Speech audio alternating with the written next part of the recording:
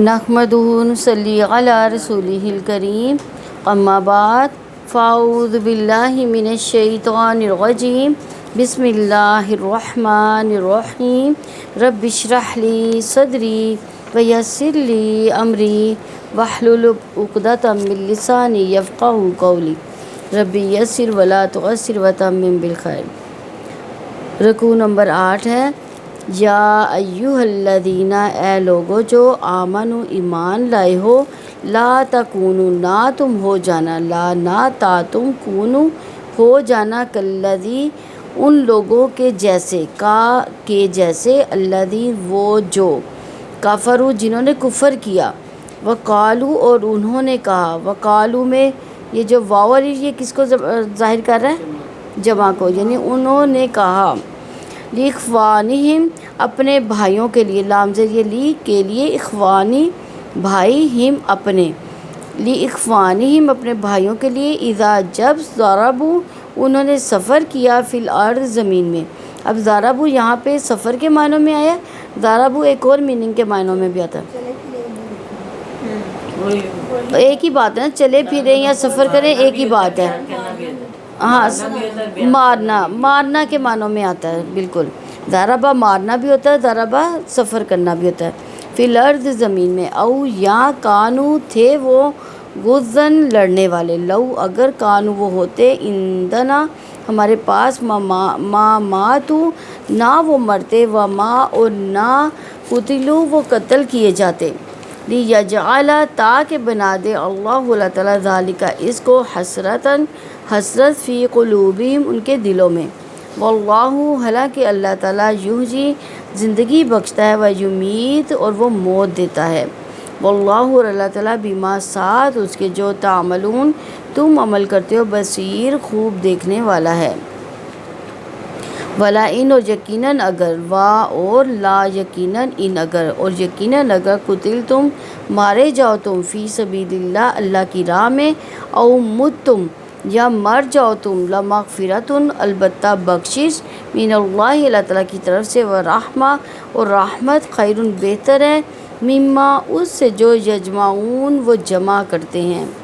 ولا ان اور یقیناً اگر، مت تم مر گئے تم، او یا قتل تم قتل کر دیے گئے تم، لا الی اللہ البتہ اللہ تعالیٰ کی طرف، تحشرون تم جمع کیے جاؤ گے، فبما پس اس وجہ سے، جو رحمت بڑی رحمت ہے، من اللہ اللہ تعالیٰ کی طرف سے، لینتا نرم ہو گئے آپ، لہم ان کے لیے، ولو اور اگر، کنتا ہوتے تم، فظاً بد خلق، غلیظ القلب سخت دل، لن فضوا یقیناً وہ منتشر ہو جاتے، من حولک آپ کے آس پاس سے،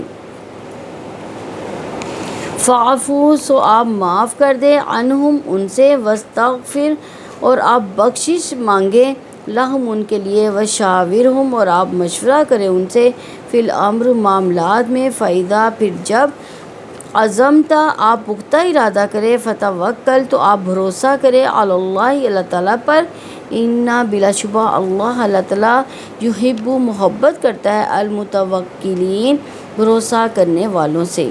ان اگر، ینصرکم مدد کرے تمہاری، اللہ اللہ تعالیٰ، فلا تو نہیں، غالبہ کوئی غالب آنے والا، لکم تمہارے لیے، وَإِنْ اور اگر، یخذلکم وہ تمہارا ساتھ چھوڑ دے، فمن تو کون، ذَلَّذِی وہ جو، ینصرکم مدد کرے گا تمہاری، من بعدہ اس کے بعد، من سے بعد ہی اس کے، من بعدہ بعد اس کے، وعلی اللہ اور اللہ تعالیٰ پر، فلیتوکل لازم ہے کہ بھروسہ کریں، المؤمنون ایمان والے، وما اور نہیں، کانا ہے، لنبی کسی نبی کے لیے، ان یہ کہ، یغل وہ خیانت کرے، ومن اور جو، یغلل خیانت کرے گا، یاتی وہ لائے گا، بما اس کو جو، غلہ اس نے خیانت کی، یوم القیامہ قیامت کے دن، ثم پھر، توفیٰ پورا بدلہ دیا جائے گا، کل نفس ہر جان کو، ما جو، کسبت اس نے کمایا، وہم اور وہ، لا نہیں، یظلمون وہ ظلم کیے جائیں گے، افامنی لا تو کیا، جو شخص اتبع پیچھے چلا رضوان اللہ اللہ تعالیٰ کی رضامندی کے کمن اس کی مانند ہے جو کا مطلب کی مانند من جو کمن اس کی مانند جو با لوٹا بھی سخطن کسی ناراضگی کے ساتھ من اللہ اللہ تعالیٰ کی و مأواہ اور ٹھکانہ ان کا جہنم ہے و بئس اور بہت ہی برا ہے المصیر ٹھکانہ ہم وہ سب درجات طبقے ہیں عند اللہ اللہ تعالیٰ کے یہاں واللہ اور اللہ تعالیٰ بصیر خوب دیکھنے والا ہے بما اس کو جو یعملون وہ عمل کرتے ہیں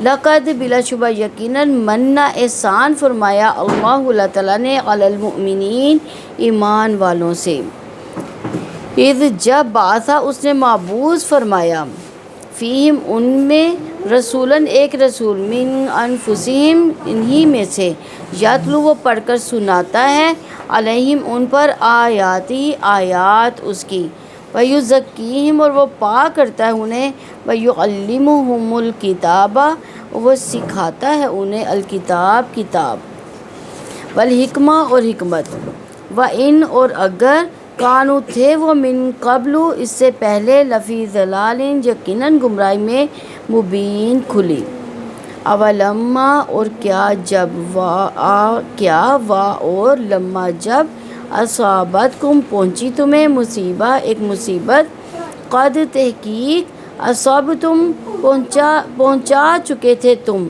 مثلیہا دگنی اس سے کل تم کہا تم نے انا کہاں سے ہاذا یہ کل آپ کہتے ہوا وہ من عند انفسکم تمہارے اپنے پاس سے ہے انا بلا شبہ اللہ تعالیٰ علی اوپر کل شیء ہر چیز کے قدیر پوری قدرت رکھنے والا ہے وما اور جو اصابکم مصیبت پہنچی تمہیں یوم التقا جس دن ٹکراتی تھی الجمعان دو جماعتیں فبإذنی تو ساتھ حکم کے اللہ تعالیٰ کے ولیعلم اور تاکہ وہ جان لے المؤمنین مومنوں کو ولیعلم اور تاکہ وہ جان لے الذین ان لوگوں کو جو نافقو جنہوں نے منافقت کی وقیلا اور کہا گیا لہم ان کے لیے تعالو تم آؤ قاتلو جنگ کرو فی سبیل اللہ اللہ تعالیٰ کی راہ میں او یا ادفعو دفاع کرو قالو انہوں نے کہا لو اگر نعلمو ہمیں علم ہوتا قتالاً کسی جنگ کا لاتبعناکم یقیناً ہم ضرور پیچھے آتے تمہارے ہم وہ سب للکفری کفر کے لیے یومئذ اس دن اقرب زیادہ قریب تھے منہم ان سے للایمان ایمان سے یقولون وہ کہتے ہیں بافواہہم ساتھ اپنے منہوں کے ما جو لیسا نہیں فی قلوبہم ان کے دلوں میں ہے واللہ اللہ تعالیٰ عالم زیادہ جاننے والا ہے بما اس کو جو یکتمون وہ چھپاتے ہیں الذین اور وہ لوگ جو قالو انہوں نے کہا لإخوانہم اپنے بھائیوں کے لیے وقعدوا اور وہ بیٹھے رہے لو اگر اطاعونا وہ ہماری مانتے ما قتلوا نہ وہ مارے جاتے کل آپ کہہ دے فدرؤ پھر تم ہٹا کر دکھاؤ ان انفسکم اپنی جانوں سے الموت موت کو ان اگر تم ہو تم صادقین سچے ولا تحسبن اور تم ہرگز نہ سمجھو الذین وہ لوگ جو قتلوا قتل کیے گئے فی سبیل اللہ اللہ تعالیٰ کی راہ میں امواتا مردہ بلکہ احیاء زندہ ہیں عندہ پاس ربہم اپنے رب کے یرزقون رزق دیے جاتے ہیں فرحین خوش ہوتے ہیں بما ساتھ اس کے جو آتاہم عطا کیا یا دیا ان کو اللہ تعالیٰ نے من فضلی اپنے فضل سے من سے فضل ہی اپنے فضل سے ویستبشرون اور وہ خوشی محسوس کرتے ہیں بالذین ساتھ ان لوگوں کے جو بھی ساتھ الذین وہ لوگ جو لم یلحقون نہیں ملے بہم ساتھ ان کے من خلفہم ان کے پیچھے سے اللہ یہ کہ نہ خوفن کوئی خوف ہے علیہم ان پر ولا اور نہ ہی ہم وہ سب یحزنون وہ غمگین ہوں گے یستبشرون وہ خوشیاں منا رہے ہیں، بنعمت ان 7 نعمت کے، من اللہ اللہ تعالیٰ کی طرف سے، و فضل اور فضل کے، وَأَنَّ اور یقیناً اللہ تعالیٰ لا یضیع نہیں وہ ضائع کرتا اجر المؤمنین ایمان والوں کا۔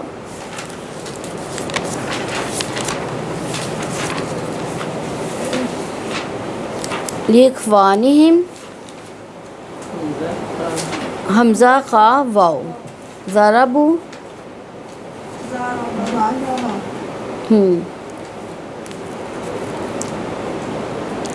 ضاد را با، غزن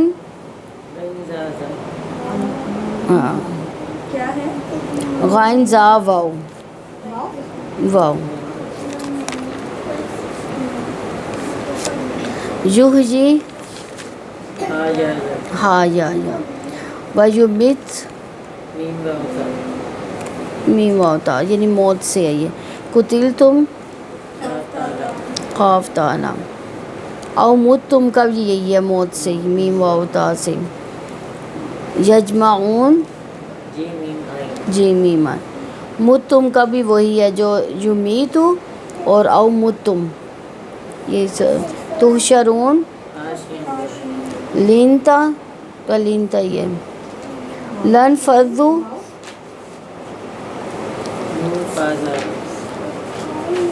نہیں، نون فا دعا دعا نون نہیں آئے گا اس میں، ہاں جی، فعفو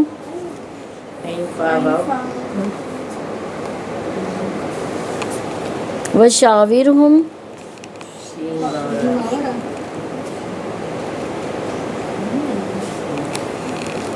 ہاں شین واؤ را ہے، اور اسی سے مجلس شورا کہتے ہیں نا جس کو، وہ بھی اسی لفظ سے نکلتی ہے، یعنی ایک دوسرے کی رائے لینا، بات کرنا ایک دوسرے سے۔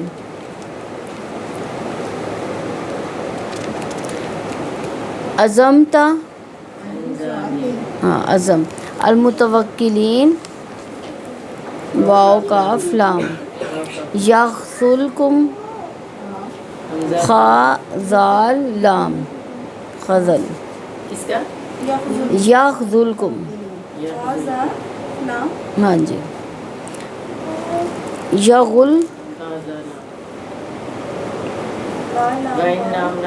غائن لام لام، اور اس کا اغللو کا مطلب ہے کہ کسی چیز کو اپنے اوپر اوڑھنا، یہاں اس کے درمیان میں چلے جانے کے ہیں، اس سے غلال یعنی اس پانی کے بھی ہے جو درختوں کے درمیان سے بہہ رہا ہوتا ہے، اور کبھی ایسے پانی کو نغیل بھی کہتے ہیں اس کو، بسخط سین خو تو، سخط اس سخت غصے کو کہتے ہیں جو سزا کا یعنی حقدار ہو جائے، جس سے سزا دی جا سکے۔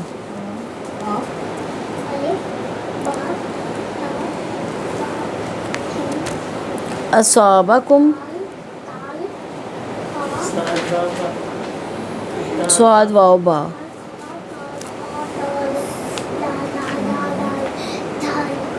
نافقو نون فا قاف، ادفعو دال فا عین، دفع یہ اصل میں تھا تدفعو تھا، تدفعونا، تو اس کو امر کا صیغہ بنا دیا گیا، حمزۃ الوصل لگا دیا گیا، تا کو ہٹا دیا گیا، اور حمزۃ الوصل لگا کے یعنی دفاع کرو، امر کے معنی پایا جاتے ہیں نا اس میں۔ اقربو قاف رابا، اقرب یہ اکبر کے وزن پر نا، کبیرن بڑا، اکبر سب سے بڑا، اسی طرح قریبن قریب، اور اقربو سب سے زیادہ قریب، اس طرح سے معنی پائے جاتے ہیں، یعنی اس میں شدت پائی جاتی ہے۔ سب سے آخری لائن جو ہماری دن اقرب، آخری لائن یکتمون جو ہماری کاف تا میم، وقعدو اطاعونا تحسبن حاسین با حاسین با، اور یہ جو نون مشدد آ رہا ہے نا، یہ کس کو ظاہر کر رہا ہے؟ ہرگز ہاں ہرگز، یعنی اس میں شدت پائی جاتی ہے لفظ میں، چاہے نون مشدد ہو اور چاہے نون جزم والا ہو، کسی بھی لفظ کے ساتھ آئے گا تو اس لفظ میں شدت پائی جاتی ہے۔ یرزقون رازق رازا قاف، یستبشرون باشین باش باشین بشر، بشر بھی اسی لفظ سے ہی ہے نا، بشر کا کیا مطلب ہے؟ انسان۔ یلحقو لام ہا کا لام ہا کا، یحزنون آزان حازانون، یستبشرون کا بھی یہی ہے، جو اس کا اوپر بھی یہی لفظ تھا۔ لا یضیع زواد شاہین ضاد یا عین،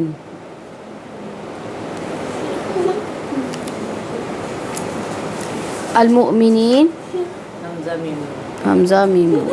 آیت نمبر 8 کی تفسیر دیکھتے ہیں، رکوع نمبر 8 کی تفسیر دیکھتے ہیں۔ آیت نمبر ہے 156۔ یا ایہا الذین آمنوا لا تکونوا کالذین کفروا وقالوا لإخوانهم اذا ضربوا في الارض او كانوا غزا لو كانوا عندنا ما ماتوا وما قتلوا ليجعل الله ذلك حسرة في قلوبهم والله يحيي ويميت واللہ بما تعملون بصیر۔ اے لوگوں جو ایمان لائے، تم ان لوگوں جیسے نہ ہو جانا جنہوں نے کفر کیا۔ انہوں نے اپنے بھائیوں کے بارے میں کہا جب انہوں نے زمین میں سفر کیا، یا وہ لڑنے والے تھے کہ اگر وہ ہمارے پاس ہی رہتے تو نہ مرتے اور نہ وہ قتل کیے جاتے، تاکہ اللہ تعالیٰ اس کو ان کے دلوں میں حسرت بنا دے۔ حالانکہ اللہ تعالیٰ ہی زندگی بخشتا اور موت دیتا ہے، اور جو بھی تم عمل کرتے ہو اللہ تعالیٰ اس کو خوب دیکھنے والا ہے۔ یعنی اللہ تعالیٰ نے مومنوں کو منافقوں اور کافروں کی مشابہت سے روکا۔ کفر اسلام سے اسلامی عقیدے سے انکار کو کہتے ہیں، اور اسلامی عقیدے کے مطابق زندگی اور موت کس کے ہاتھ میں ہے؟ اللہ تعالیٰ کے ہاتھ میں ہے۔ جب انسان ایسی بات کہتا ہے کہ اگر ہمارے پاس ہوتے تو نہ مرتے اور نہ مارے جاتے، تو زندگی اور موت کے اختیار کو اپنے ہاتھ میں لے لیتا ہے، جو اللہ تعالیٰ کے موت حیات کے مالک ہونے کے عقیدے کا انکار ہے۔ اس لیے اس قول کو کفر اور کہنے والے کو کافر قرار دیا جاتا ہے۔ اب دیکھیں ہم لوگ بھی اکثر فوتکیوں پہ کیا کہتے ہیں؟ اگر یہ باہر نہ جاتا تو شاید نہ مرتا، لیکن اللہ تعالیٰ نے تو جتنی زندگی رکھی ہے اتنی ہی اس کو زندگی بخشنی ہے۔ تو یہ فاسد عقیدہ بزدلی کی بنیاد پر تھا۔ مومن جو ہے دنیا میں ہونے والے کاموں کے پیچھے اللہ تعالیٰ کے ہاتھ پر یقین رکھتا ہے، جبکہ غیر مومن ظاہری اسباب پر یقین رکھتا ہے۔ زندگی موت کامیابی ناکامی کو جو مومن ہے اللہ تعالیٰ کی طرف سے سمجھتا ہے، جبکہ غیر مومن زندگی موت کامیابی ناکامی کو اپنی تدبیروں کا نتیجہ سمجھتا ہے۔ اگر مومن ہے تو اگر کوئی راستہ پیش آئے گا تو اللہ تعالیٰ کی رضا سمجھ کر وہ مطمئن ہو جائے گا، جبکہ کافر اس پہ غم کرے گا اور اس کے حادثے کے لیے تدبیریں کرے گا۔ مومن کا عقیدہ کیا ہے کہ جو ہر کام کو اللہ تعالیٰ کی طرف سے سمجھتا ہے وہ اپنے وجود کی قیمت پر اپنے مال سے، اپنے وقت، اپنی صلاحیت سے جنت حاصل کرنے کی تگ و تو میں زندگی گزارتا ہے، جبکہ کافر کیا کرے گا؟ جو دنیا کے اسباب کو اہمیت دیتا ہے، دنیا کی چیزوں کی فراہمی میں ساری زندگی وہ لگا دیتا ہے۔ تو اسی لیے کہا وَقَالُوا لِإِخْوَانِهِمْ إِذَا ضَرَبُوا فِي الْأَرْضِ أَوْ كَانُوا غُزًّا لَوْ كَانُوا عِندَنَا مَا مَاتُوا وَمَا قُتِلُوا، اور انہوں نے اپنے بھائیوں کے بارے میں کہا جب انہوں نے زمین میں سفر کیا یا وہ لڑنے والے تھے کہ اگر وہ ہمارے پاس ہی رہتے تو نہ مرتے نہ قتل کیے جاتے۔ یعنی اگر کوئی سفر یا جنگ میں حادثے سے دو چار ہو جائے تو وہ کہتے کہ ہمارے پاس ہوتے تو نہ مارے جاتے نہ قتل ہوتے۔ تو کفر اسلام سے، اسلامی عقیدے سے انکار کو کہتے ہیں۔ اسلامی عقیدے کے مطابق زندگی موت کس کے ہاتھ میں ہے؟ اللہ تعالیٰ کے ہاتھ میں۔ جب انسان ایسی بات کہتا ہے تو اگر ہمارے پاس ہوتے تو نہ مرتے، نہ مارے جاتے، تو زندگی اور موت کے اختیار کو اپنے ہاتھ میں لیتا ہے۔ کافرانہ باتوں کے انسان پر اثرات جو ہوتے ہیں وہ یہ ہوتے ہیں کہ دل کے اندر حسرت پیدا ہو جاتی ہے انسان کے اندر۔ کافرانہ باتیں کر کے انسان کا عقیدہ فاسد ہو جاتا ہے، اس لیے اللہ تعالیٰ نے عقیدے کے فساد سے روکا۔ یہ عقیدہ لو کانوا عندنا ما ماتوا، اگر وہ ہمارے پاس ہوتے تو نہ مارے جاتے، یہ بزدلی کی بنیاد ہے۔ اللہ تعالیٰ نے اس عقیدے سے روک کر بزدلی سے انسان کو بچایا۔ عقیدے کا فساد دلی حسرت کا سبب بنتا ہے، اللہ تعالیٰ نے دلی حسرت سے یہاں پہ بچا لیا۔ لِيَجْعَلَ اللَّهُ ذَلِكَ حَسْرَةً فِي قُلُوبِهِمْ، تاکہ اللہ تعالیٰ اس کو ان کے دلوں میں حسرت بنا دے۔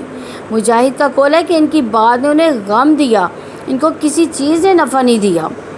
دلی حسرت سے صحیح عقیدہ رکھنے والے مسلمان ہی بچ سکتے ہیں، جو اس بات کا شعور رکھتے ہیں کہ اللہ تعالیٰ ہر چیز پر قدرت رکھتا ہے اور زندگی اور موت پر اللہ تعالیٰ کا اختیار ہے۔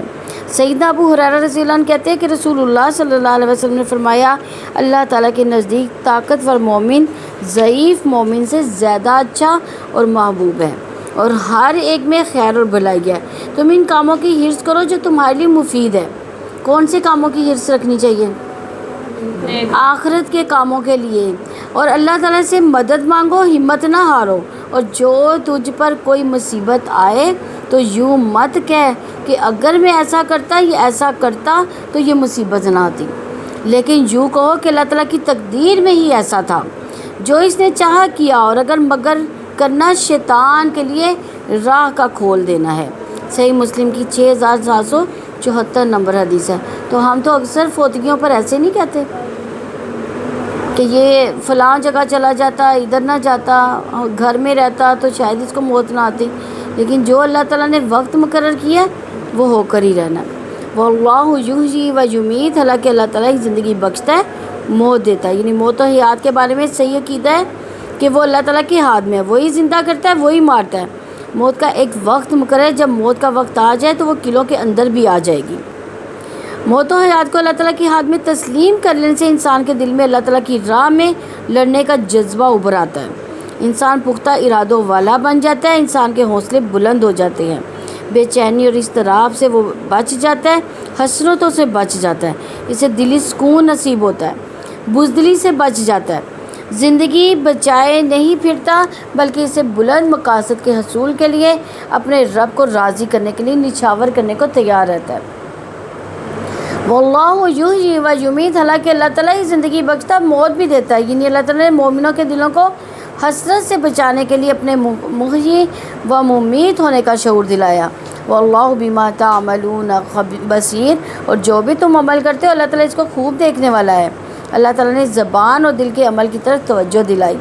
جین مال کے بارے میں عام طور پر لوگ بے شعوری میں مبتلا ہونے کی وجہ سے بے پرواہ رہتے ہیں۔ اللہ تعالیٰ نے دل اور اعمال پر بصیر ہونے کی طرف توجہ دلا کر انسان کو اپنے خیالات، اپنی باتوں کی وجہ سے پیدا ہونے والے فساد سے روکا ہے۔ آیت نمبر 157 ہے، وَلَئِن قُتِلْتُمْ فِي سَبِيلِ اللَّهِ أَوْ مُتْتُمْ لَمَغْفِرَةٌ مِّنَ اللَّهِ وَرَحْمَةٌ خَيْرٌ مِّمَّا يَجْمَعُونَ، اور یقیناً اگر تم اللہ تعالیٰ کی راہ میں مارے جاؤ یا مر جاؤ تو اللہ تعالیٰ کی بخشش اور رحمت اس سے کہیں بہتر ہے جسے وہ جمع کرتے ہیں۔ کیا جمع کیا جاتا ہے؟ امان، مال و دولت جمع کی جاتی ہے۔ اللہ تعالیٰ کی راہ میں موت نیکی اور خیر کے اچھے اعمال میں سے ہے، جس کی طرف اللہ تعالیٰ نے انسان کی رہنمائی کی ہے کہ اس پر اپنی رضامندی کا اظہار کیا۔ اللہ تعالیٰ کی راہ میں مارا جانا اس سارے مال و متاع سے بہتر ہے جسے اس دنیا کی زندگی میں ہم جمع کرتے ہیں۔ وہ ڈھلتا سایہ ہے، شہادت پر ملنے والی نعمتیں جو ہیں وہ ہمیشہ کی نعمتیں ہیں۔ کیا موت اور قتل سے زندگی ختم ہو جاتی ہے؟ نہیں، بلکہ موت کے بعد لازوال زندگی کا آغاز ہونا ہے۔ لَمَغْفِرَةٌ مِّنَ اللَّهِ وَرَحْمَةٌ خَيْرٌ مِّمَّا يَجْمَعُونَ، تو اللہ تعالیٰ کی بخشش اور رحمت اس سے کہیں بہتر ہے جسے وہ جمع کرتے ہیں۔ اس زندگی میں انسان کو جو کچھ ملتا ہے وہ عارضی ہے۔ وقت، زندگی، مال، اولاد، صلاحیتیں، قوتیں، ہر چیز مقررہ وقت پر مقررہ مقام پر اللہ تعالیٰ کی تقدیر کے مطابق ملتی ہے۔ انسان جو کچھ اس زندگی میں پا لیتا ہے وہ اس کا رہتا نہیں۔ مثلاً وقت ختم ہو جانے والا ہے، عمر تمام ہونے والی ہے، زندگی بیماریاں، حادثے، مصیبتیں، دکھوں کا شکار ہو جانے والی، صلاحیتیں، قوتیں زوال پذیر ہونے والی ہیں، مال حفاظت کے باوجود ہاتھ سے نکل جانے والا ہے، ہر چیز فانی ہے، کسی چیز کے بارے میں انسان کو مستقل اطمینان نہیں رہتا۔ یہ زندگی، اس کی نعمتیں ختم ہو جانے والی ہے، جبکہ آخرت جو ہے ہمیشہ رہنے والی ہے۔ وَالْآخِرَةُ خَيْرٌ وَأَبْقَىٰ، اور آخرت بہتر بھی ہے اور باقی رہنے والی بھی ہے، جو سورۃ الاعلیٰ میں 17 نمبر آیت میں بتایا گیا۔ تو انسان کے سامنے دو ترجیحات رہتی ہیں، دنیا یا آخرت، تو انسان میں سے کسی ایک کو ترجیح دیتا ہے۔ کون سی چیز کو ترجیح دینی چاہیے؟ آخرت کو۔ جب وہ دنیا کو ترجیح دیتا ہے تو اس کا ہر کام دنیا کے لیے ہوگا، جب وہ آخرت کو ترجیح دے گا تو اس کا ہر کام آخرت کے لیے ہوگا۔ تو دنیا کو ترجیح دینے میں جو ہے مال جو ہے، انسان مال جمع کرتا ہے اور دنیا کے لیے خرچ کرتا ہے، جو آخرت میں کام نہیں آتا۔ تو انسان دنیا کی ضروریات کے بعد آخرت کے لیے مال گھٹاتا ہے تو آخرت میں کام آتا ہے۔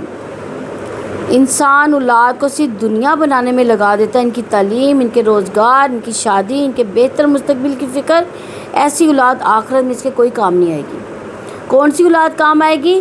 انسان اولاد کو دنیا میں بہترین انداز سے جینے کے قابل بناتا ہے، ان کی دنیا کی تعلیم کے ساتھ آخرت کی تعلیم کا انتظام کرتا ہے، ان کے روزگار کی فکر کرتا ہے، انہیں اللہ تعالیٰ کے لیے وقف کرتا ہے۔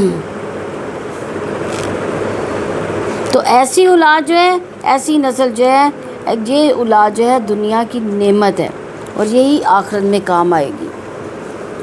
تو وقت جو ہے، انسان وقت دنیا کے کاموں اور خوشیوں کے لیے لگا دیتا ہے، آخرت میں وہ وقت کام نہیں آئے گا۔ انسان اپنے وقت کو دنیا کے ساتھ ساتھ آخرت میں کامیابی کے لیے اپنے مقصد زندگی کے مطابق لگاتا ہے۔ جیسے آپ یہاں پہ آئے ہیں، کیا کرنے آئے ہیں یہاں پہ؟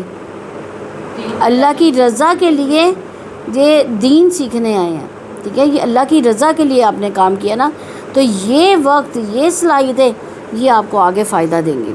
تو صلاحیتیں، قوتیں، انسان جب اپنی صلاحیتیں، قوتیں دنیا بنانے کے لیے لگاتا ہے تو دنیا کے چند دن کا عیش اور آرام پا لیتا ہے۔ انسان اپنی صلاحیتیں، قوتیں دنیا کے ساتھ آخرت کے لیے، اپنی زندگی کے مشن کو پورا کرنے کے لیے لگاتا ہے تو آخرت میں بھی وہ کامیاب ہو جاتا ہے۔ تو انسان اللہ تعالیٰ کے راستے میں اخلاص کے ساتھ جہاد کر کے اس کی رحمت مغفرت کا مستحق بنتا ہے۔ لَمَغْفِرَةٌ مِّنَ اللَّهِ وَرَحْمَةٌ خَيْرٌ مِّمَّا يَجْمَعُونَ، تو اللہ تعالیٰ کی بخشش اور رحمت اس سے کہیں بہتر ہے جسے وہ جمع کرتے ہیں۔ اللہ تعالیٰ کی راہ میں مارا جانا دنیا کے مال و متاع سے بہتر ہے۔ اللہ تعالیٰ کی راہ میں مارا جانا دنیا کی زندگی سے بہتر ہے۔ یہ موت اس لیے بہتر ہے کہ اس کے نتیجے میں اللہ تعالیٰ کی رحمت اور اللہ تعالیٰ کی مغفرت نصیب ہوگی۔ اللہ تعالیٰ نے آگاہ فرما دیا کہ اللہ کے راستے میں قتل ہو جانا یا مر جانا، اس میں کوئی نقص یا کوئی ایسی چیز نہیں جسے پرہیز کیا جائے، بلکہ یہ تو ایک ایسا معاملہ ہے جس میں رغبت کے لیے لوگوں کو مسابقت کرنی چاہیے، کیونکہ یہ ایک سبب ہے جو اللہ تعالیٰ کی مغفرت اور رحمت تک پہنچاتا ہے، اور یہ اس دنیاوی مال و متاع سے کہیں بہتر ہے جسے دنیا والے جمع کرتے ہیں۔ آیت نمبر 158 ہے، وَلَئِن مُتُّمْ أَوْ قُتِلْتُمْ لَإِلَى اللَّهِ تُحْشَرُونَ، اور یقیناً اگر تم مر گئے یا قتل کر دیے گئے تو اللہ تعالیٰ ہی کی طرف تم سب جمع کیے جاؤ گے۔ یعنی انسان عظیم موت یعنی شہادت کے حصول کے لیے بڑے مقصد جہاد کے لیے جینے کا ارادہ کرتا ہے۔ حضرت ابو ہریرہ رضی اللہ عنہ سے روایت ہے کہ رسول اللہ صلی اللہ علیہ وسلم نے فرمایا، اللہ تعالیٰ فرماتا ہے جو شخص میری راہ میں اس طرح نکلا کہ میری راہ میں جہاد، مجھ سے ایمان، میرے رسولوں کی تصدیق نے اسے نکلنے پر مجبور کیا، تو میری یہ ذمہ داری ہے کہ میں اسے جنت میں داخل کروں، یا اسے اس کے مسکن تک جہاں سے وہ نکلا اس طرح واپس لاؤں کہ وہ اجر یا غنیمت سے مالا مال ہو۔ اس ذات کی قسم جس کے ہاتھ میں محمد صلی اللہ علیہ وسلم کی جان ہے، اللہ تعالیٰ کی راہ میں کسی شخص کو جو بھی زخم آئے گا وہ قیامت کے دن اسی زخمی حالت میں اللہ کے حضور پیش ہوگا، اور اس زخم کا رنگ تو خون کا ہوگا لیکن اس کی خوشبو مشک کی سی ہوگی۔ اس ذات کی قسم جس کے ہاتھ میں محمد صلی اللہ علیہ وسلم کی جان ہے، اگر میری امت کے لیے تکلیف دہ نہ ہوتا تو میں اللہ کی راہ میں لڑی جانے والی کسی بھی جنگ میں پیچھے نہ رہتا، لیکن نہ تو میرے پاس اتنی وسعت ہے کہ میں ان سب کو سامان جنگ مہیا کر سکوں، اور نہ ہی ان کو خود ہی اس قدر وسعت حاصل ہے۔ مسلمانوں کو یہ بھی ناگوار گزرتا کہ میں کسی مہم کے لیے نکلوں اور وہ پیچھے رہ جائیں۔ اس ذات کی قسم جس کے ہاتھ میں محمد صلی اللہ علیہ وسلم کی جان ہے، میری خواہش ہے کہ میں اللہ تعالیٰ کی راہ میں لڑوں، مارا جاؤں، پھر لڑوں، پھر مارا جاؤں، پھر لڑوں، پھر مارا جاؤں۔ یہ صحیح مسلم کی 4859 نمبر حدیث ہے۔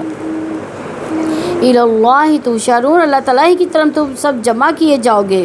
مرنے یا مارے جانے کے بعد سب کا حشر کس کے پاس ہوگا؟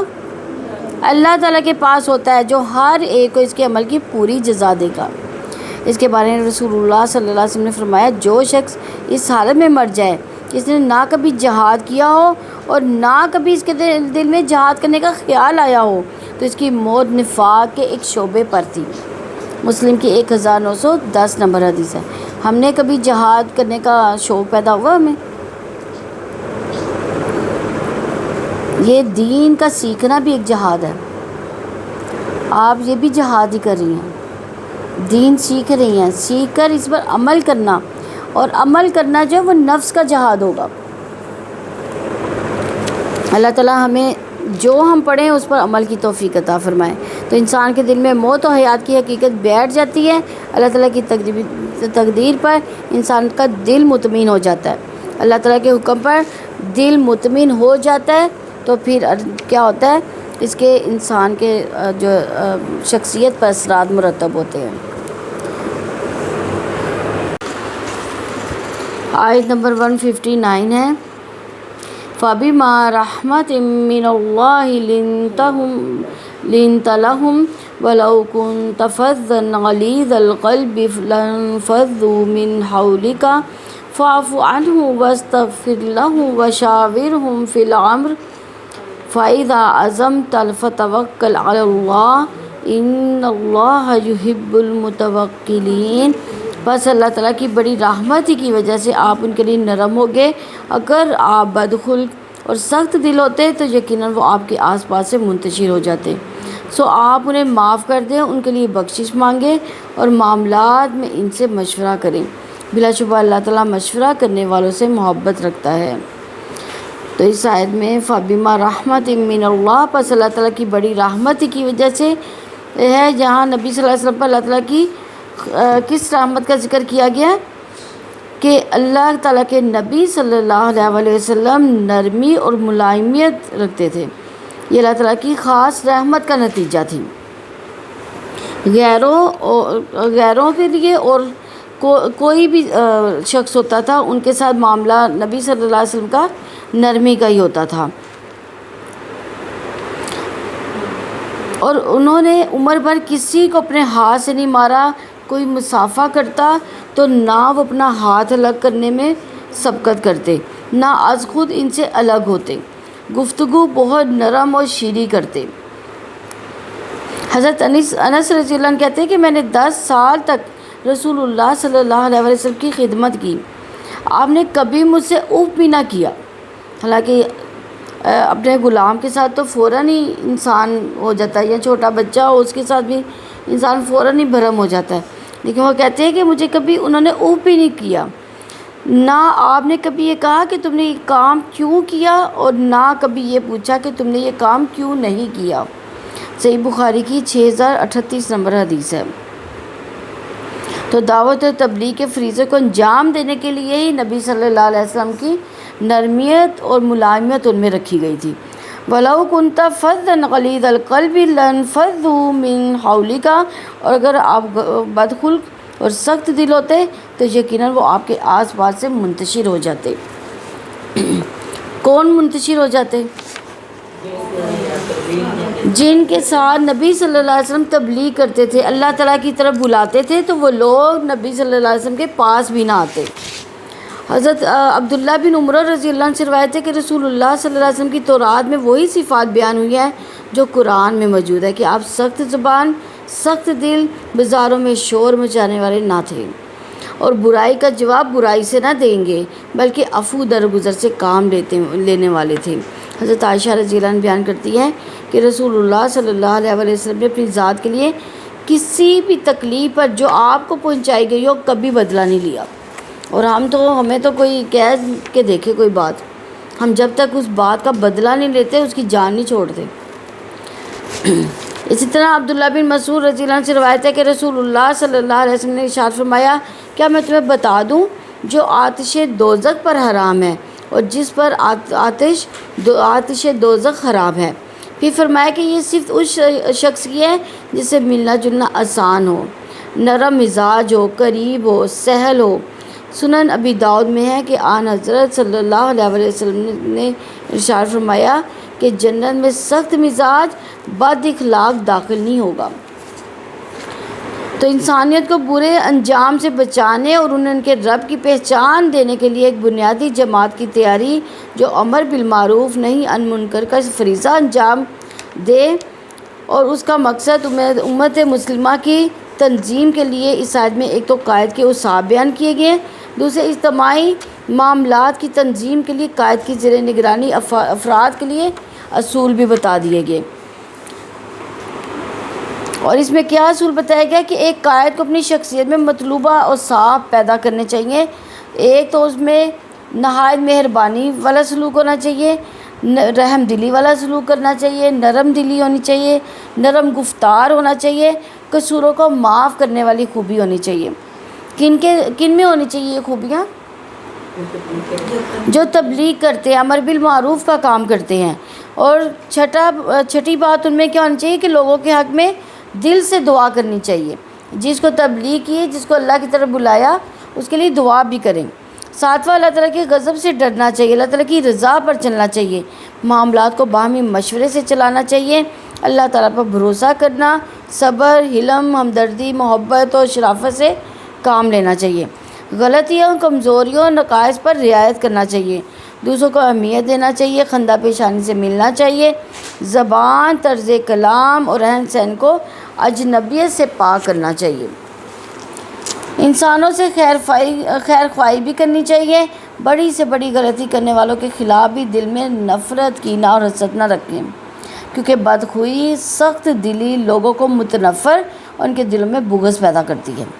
پس دنیاوی سربراہ کے اچھے اخلاق لوگوں کو اللہ تعالیٰ کے دین کی طرف کھینچتے ہیں اور دین کے بارے میں لوگوں میں رغبت پیدا کرتے ہیں۔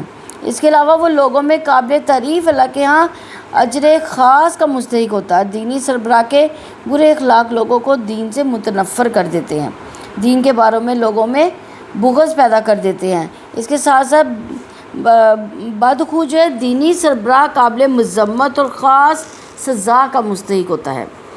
یہ رسول معصوم ہیں جن کے بارے میں اللہ تعالیٰ یہ فرما رہے ہیں، تب کسی دوسرے کا کیا حال ہوگا، اور کیا یہ سب سے زیادہ واجب اور سب سے زیادہ اہم بات نہیں کہ ہم رسول اللہ صلی اللہ علیہ وسلم کے اخلاق کی پیروی کریں، یعنی جو نبی صلی اللہ علیہ وسلم کی صفت ہے وہ ہمیں کیا کرنا چاہیے، اپنے اندر بھی وہ ایڈیشن کرنی چاہیے اس کی۔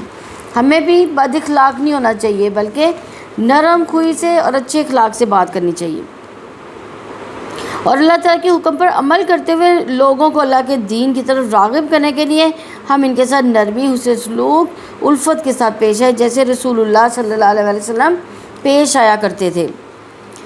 قائد کے زیر نگرانی کام کرنے والے افراد کو اپنے اندر مطلوبہ خصوصیات پیدا کرنی چاہیے۔ پہلی کہ قائد سے محبت کرنا چاہیے، پروانوں کی طرح قائد کے ارد گرد جمع ہونا چاہیے، دین کے کاموں میں مشورے میں شامل ہونا چاہیے، سارے فیصلے باہم مشورے سے طے کرنا، فیصلوں پر عمل درآمد کرنا، مشاورت کے بعد معاملہ فیصلہ کن موڑ تک پہنچانا، پختہ ارادہ عزم کرنا، اللہ تعالیٰ پر توکل کرنا، فاعف عنہم واستغفر لہم، سو آپ انہیں معاف کر دیں، ان کے لیے بخشش مانگے، یعنی ان لوگوں سے آپ صلی اللہ علیہ وسلم کے حق میں جو کوتاہی ہوئی اس سے درگزر کرنے کو کہا گیا ہے، واستغفر لہم، اور ان کے لیے بخشش مانگے۔ کن کے لیے بخشش مانگنی ہے؟ ہاں، یعنی ان کو معاف کر کے آپ تو اجر پا جائیں گے اور اپنا حق تو معاف کر دیں گے، لیکن آپ کی اطاعت کا حکم تو اللہ تعالیٰ نے دیا تھا۔ ان لوگوں نے جو اللہ تعالیٰ کی نافرمانی کر کے ان کے حق میں جو کمی کی ہے، اس کے لیے آپ ان کے حق میں استغفار کریں۔ تاکہ اللہ تعالیٰ انہیں معاف کر دے، کیونکہ انہوں نے نبی کی نافرمانی کر کے اصل میں کس کی نافرمانی کی ہے؟ اللہ تعالیٰ کی نافرمانی کی، اس لیے ان کے لیے استغفار کی دعا کرنے کے لیے کہا گیا۔ وشاورہم فی الامر، اور معاملات میں ان سے مشورہ کریں۔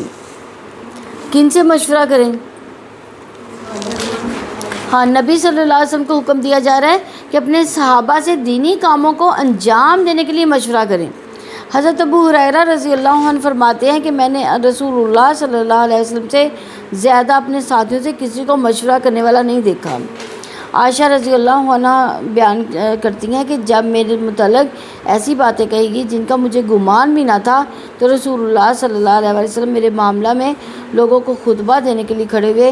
آپ نے شہادت کے بعد اللہ کی حمد و ثنا اس کی شان کے مطابق کی، پھر فرمایا اما بعد، تم لوگ مجھے ایسے لوگوں کے بارے میں مشورہ دو جنہوں نے میری بیوی کو بدنام کیا، اور اللہ کی قسم کہ میں نے اپنی بیوی میں کوئی برائی نہیں دیکھی، اور تہمت بھی ایسے شخص یعنی صفوان بھی معطل کے بارے میں لگائی کہ اللہ کی قسم ان میں بھی میں نے کبھی برائی نہیں دیکھی۔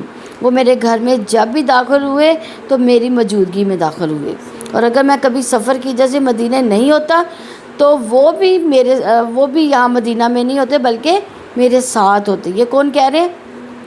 نبی صلی اللہ علیہ وسلم۔ صحیح بخاری کی 4757 نمبر حدیث ہے۔ تو یہاں اسلامی تنظیم کا ایک اہم اصول واضح کیا جا رہا ہے، جیسے شورا کہا جاتا ہے، یعنی کام کا پختہ ارادہ کرنے کے بعد ذمہ دار افراد کا مل کر اس کے سارے پہلوؤں کا جائزہ لینا کہ کیا یہ کام صحیح ہے یا نہیں۔ اگر اچھا ہے تو اس کو رکھا جائے، اگر برا ہے تو اس کو چھوڑ دیا جائے۔ ابن عطیہ نے کہا یہاں شریعت کے قواعد میں سے ایک قاعدے کا حکم دیا جا رہا ہے، اور وہ ہے شورا۔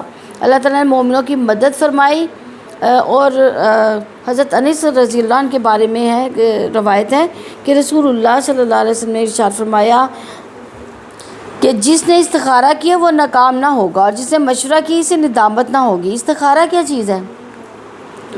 اللہ سے مشورہ ہے نا۔ تو اللہ تعالیٰ کے نبی صلی اللہ علیہ وسلم کیا کہتے ہیں کہ جس نے استخارہ کیا وہ ناکام نہ ہوگا، جس نے مشورہ کیا اسے ندامت نہ ہوگی۔ تو مشاورت کا تعلق ان امور سے ہے جن کے بارے میں شریعت خاموش ہے۔ مشورہ انتظامی معاملے میں لیا جائے گا۔ مشورہ کب لیا جائے؟ امام شوکانی رحمہ اللہ لکھتے ہیں اس کے بارے میں کہ مقصود انہی امور میں مشورہ کرنا ہے جس کے بارے میں شرع میں حکم صریح موجود نہ ہو، یعنی شریعت جس کے بارے میں کچھ واضح طور پر بتا نہیں رہی ہے، قرآن و حدیث میں واضح کوئی حکم نہیں ہے، اس کے بارے میں مشورہ کرنا جائز ہے۔ لیکن اگر قرآن و حدیث میں اس کے بارے میں موجود ہے تو اس کے بارے میں مشورہ کرنا ضروری نہیں ہے۔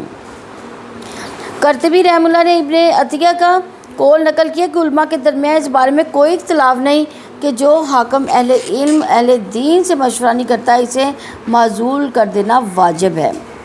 تو مشورہ کب نہیں کیا جانا چاہیے؟ جن معاملات سے متعلق اللہ رب العزت یا محمد رسول اللہ صلی اللہ علیہ وسلم کی طرف سے ہدایت موجود ہوں تو ان میں مشورہ نہیں کیا جانا چاہیے۔ امیر یا قیادت کی طرف سے فیصلہ آ جانے کے بعد آپس میں مشورہ نہیں کیا جانا چاہیے۔ ایک دفعہ مشورہ ہو جانے کے بعد فیصلہ ہو جائے تو دوبارہ مشورہ نہیں کیا جائے گا۔ مشورہ اہل علم سے لیا جائے گا جو اس معاملے کا علم بھی رکھتے ہوں اور قرآن و سنت کا علم بھی رکھتے ہوں۔ صاحب شعور اور صاحب رائے افراد سے مشورہ کیا جائے گا، مجھ سے متعلقہ افراد سے مشورہ کیا جائے گا۔ اور مشورہ کرنے والے کیا کرنا چاہیے ان کو؟ حضرت ابو ہریرہ رضی اللہ عنہ ان کے بارے میں بیان کرتے ہیں کہ رسول اللہ صلی اللہ علیہ وسلم نے فرمایا جن سے مشورہ طلب کیا جائے اسے امین سمجھا جاتا ہے۔ تو مشورہ صرف ان امور میں کیا جا سکتا ہے جس میں قرآن و سنت میں صریح کوئی حکم نہیں ہے۔ تو شورا کا طریقہ کار کیا ہوگا؟ متعلقہ افراد کی مجلس جو ہے منعقد کی جائے گی، کسی معاملے میں مختلف آراء سامنے رکھی جائیں گی، مجلس میں پیش کی جانے والی ہر آراء پر غور و فکر کیا جائے گا، ہر رائے جو اس کو کمتر نہیں سمجھا جائے گا بلکہ مشورہ کیا جائے گا سب سے۔ اگر مختلف آراء ہو تو جو رائے بہتر ہو قبول کی جائے گی، باقی چھوڑ دی جائے گی۔ فیصلہ ہو جائے تو شورا کا کام ختم۔ مشاورت کے بعد آخری فیصلہ حکمران کا ہوگا، اس کی ذمہ داری ہوگی۔ یہ فیصلہ مشورہ دینے والوں کی اکثریت کی بنیاد پر نہیں ہوگا جیسا کہ جمہوریت میں ہوتا ہے۔ مشورے کے بعد مشورہ دینے والوں کی عقل و فہم پر نہیں، سارا اعتماد اور توکل کس پر ہونا چاہیے؟ اللہ تعالیٰ کی ذات پر ہوگا۔ شورا کے بعد اگلا مرحلہ فیصلے کے نفاذ کا ہوگا۔ اس مرحلے میں پختہ عزم و فیصلہ کن اقدام کی ضرورت ہوتی ہے۔ اس مرحلے میں اللہ تعالیٰ پر توکل کی ضرورت ہوتی ہے، جہاں سے معاملہ اللہ تعالیٰ کی تقدیر کے حوالے سے ہوگا۔ اللہ تعالیٰ نتائج کو ظاہر کرتے ہیں، مومنین کا کام پوری تیاری کر کے نتائج سے بے فکر ہو جانا ہے۔ فیصلے نافذ ہونے کے بعد جو بھی نتائج نکلے انہیں قبول کرنا ہے۔ فائزہ عزم تھا، پھر جب آپ پختہ عہد کر لیں، ارادہ کر لیں، اللہ تعالیٰ نے اپنے نبی کو حکم دیا کہ جب آپ کسی کام کا کرنے کا پختہ ارادہ کر لیں، اللہ تعالیٰ کے حکم پر قائم ہو جائیں تو اللہ تعالیٰ پر توکل کریں۔ تو دل میں اطمینان اگر نہ ہو تو فیصلہ ہو جانے کے بعد پختہ عزم کی رائے میں رکاوٹ کیا ہوگی کہ اگر دل میں اعتماد نہ ہوگا، اطمینان نہیں ہوگا، انسان پست ہمت ہو جائے گا، انسان اخلاقی اور عملی اعتبار سے ایک جگہ قائم نہ رہ سکے گا۔ اس کے دل میں کھوٹ اور قیادت کے ساتھ اخلاص نہ ہو، قیادت پر اعتماد نہ ہو یا کم ہو، ان فیصلوں کو اپنے خلاف وہ محسوس کرے گا۔ فتوکل علی اللہ، تو اللہ تعالیٰ پر بھروسہ کریں، یعنی مشورہ کرنے کے بعد ایک فیصلے پر پختہ عزم کر کے پھر توکل کس پر کرنا ہے؟ اللہ تعالیٰ پر۔ ہم اللہ تعالیٰ پر توکل کیوں کریں گے؟ اس بارے میں اگر ہم اللہ تعالیٰ پر توکل کریں گے تو وہ پھر ہماری مدد کرے گا۔ اللہ تعالیٰ چھوڑ دے تو کوئی مدد نہیں کر سکتا، اس لیے اس پر بھروسے کے علاوہ کوئی چارہ نہیں۔ اللہ تعالیٰ کے سوا کوئی قوت مومنوں کے کام نہیں آ سکتی، کیونکہ کوئی قوت اللہ تعالیٰ کی قوت کے سوا نہیں، کوئی تقدیر اللہ تعالیٰ کی تقدیر کے سوا نہیں، کوئی مشیت اللہ تعالیٰ کی مشیت کے سوا نہیں۔ تمام واقعات اللہ کے حکم سے ظاہر ہوتے ہیں۔ فتح اور شکست کس کے ہاتھ میں ہے؟ اللہ تعالیٰ کے ہاتھ میں ہے۔ اس لیے فرمایا ان اللہ یحب المتوکلین، بلا شبہ اللہ تعالیٰ بھروسہ کرنے والوں سے محبت کرتا ہے، یعنی اللہ تعالیٰ توکل کرنے والوں سے محبت رکھتے ہیں۔ اپنی محبت سے اللہ تعالیٰ نے توکل کرنے کی ترغیب دلائی ہے۔ اللہ تعالیٰ توکل کرنے والوں کے لیے کافی ہے۔ آیت نمبر 60 ہے ان ینصرکم اللہ فلا غالب لکم وَإِن يَخْذُلْكُمْ فَمَنْ ذَا الَّذِي يَنْصُرُكُمْ مِنْ بَعْدِهِ وَعَلَى اللَّهِ فَلْيَتَوَکَّلِ الْمُؤْمِنُونَ، اگر اللہ تعالیٰ تمہاری مدد فرمائے تو کوئی تم پر غالب آنے والا نہیں، اگر وہ تمہارا ساتھ چھوڑ دے تو اس کے بعد کون ہے جو تمہاری مدد کرے گا؟ اور ایمان والوں پر تو توکل ہے کہ اللہ تعالیٰ پر بھروسہ کریں، یعنی اللہ تعالیٰ نے توکل کرنے والوں سے محبت رکھنے سے توکل کرنے کی ترغیب دلائی ہے۔ اللہ تعالیٰ نے اللہ تعالیٰ نے شعور دلایا کہ اگر وہ مدد کرے تو کوئی غالب نہیں آ سکتا، اگر وہ چھوڑ دے تو کوئی مدد نہیں کر سکتا۔ اس لیے ایمان والوں کو پھر کیا کرنا چاہیے؟ اللہ تعالیٰ پر توکل کرنا چاہیے۔ اسی لیے فرمایا ان ینصرکم اللہ فلا غالب لکم وَإِن يَخْذُلْكُمْ فَمَنْ ذَا الَّذِي يَنْصُرُكُمْ مِنْ بَعْدِهِ، اگر اللہ تعالیٰ تمہاری مدد فرمائے تو کوئی تم پر غالب آنے والا نہیں، اگر وہ تمہیں چھوڑ دے تو بے مدد چھوڑ دے تو اس کے بعد کون ہے جو تمہاری مدد کرے گا؟ تو اللہ تعالیٰ نے مومنوں کو اپنی قوت اور غلبے کا اس آیت میں شعور دلایا کہ اگر اللہ تعالیٰ تمہاری مدد کرے گا تو کوئی تم پر غالب نہیں آئے گا، لہٰذا اس کی مدد پر بھروسہ کرو۔ اور اگر وہ تمہیں بے مدد چھوڑ دے تو اس کے بعد کون ہے جو تمہاری مدد کرے گا؟ یعنی کوئی قوت اللہ تعالیٰ کی قوت کے سوا نہیں، کوئی تقدیر اللہ تعالیٰ کی تقدیر کے سوا نہیں، کوئی مشیت اللہ تعالیٰ کی مشیت کے سوا نہیں ہے۔ تمام واقعات اللہ تعالیٰ کے حکم سے ظاہر ہوتے ہیں۔ فتح اور شکست کس کے ہاتھ میں ہے؟ اللہ تعالیٰ کے ہاتھ میں۔ اگر فتح چاہتے ہو تو پھر اللہ تعالیٰ سے ہی مدد مانگو، اگر شکست سے بچنا چاہتے ہو تو اسی کے آگے گڑ گڑاؤ، اسی کی طرف توجہ کر لو، اسی پر بھروسہ کرو۔ پوری تیاری کے بعد نتائج کس پر چھوڑ دو؟ اللہ تعالیٰ پر۔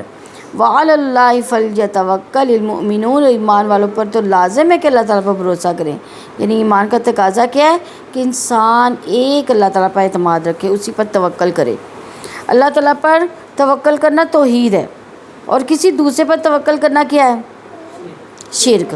مومن کے ایمان کے مطابق ہی اس کا توکل ہوتا ہے۔ نبی صلی اللہ علیہ وسلم نے فرمایا اگر تم اللہ تعالیٰ پر اس طرح توکل کرو جیسا کہ توکل کرنے کا حق ہے تو تمہیں بھی اسی طرح رزق دیا جائے گا جیسے پرندوں کو دیا جاتا ہے، وہ خالی پیٹ گھروں سے نکلتے ہیں، بھرے پیٹ واپس آتے ہیں۔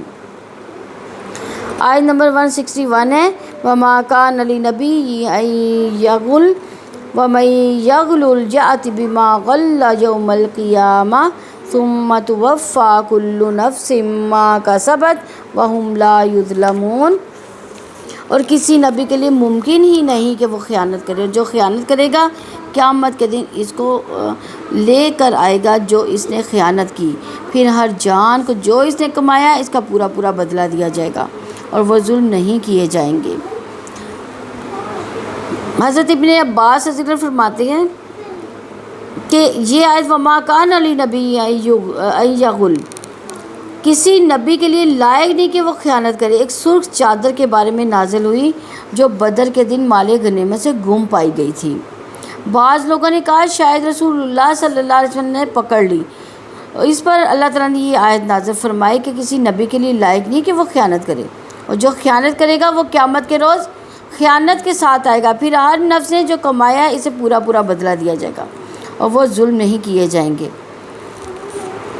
تو اس سے کیا مراد ہے؟ مال غنیمت میں سے چادر کو لینا کیا ہے؟ ایک قسم کا خیانت ہے، یعنی ایک تو تقسیم ہو جائے چیزیں جو حصے میں آئے، ایک وہ ہے، لیکن تقسیم ہونے سے پہلے ہی کوئی چیز لے لینا وہ خیانت ہے۔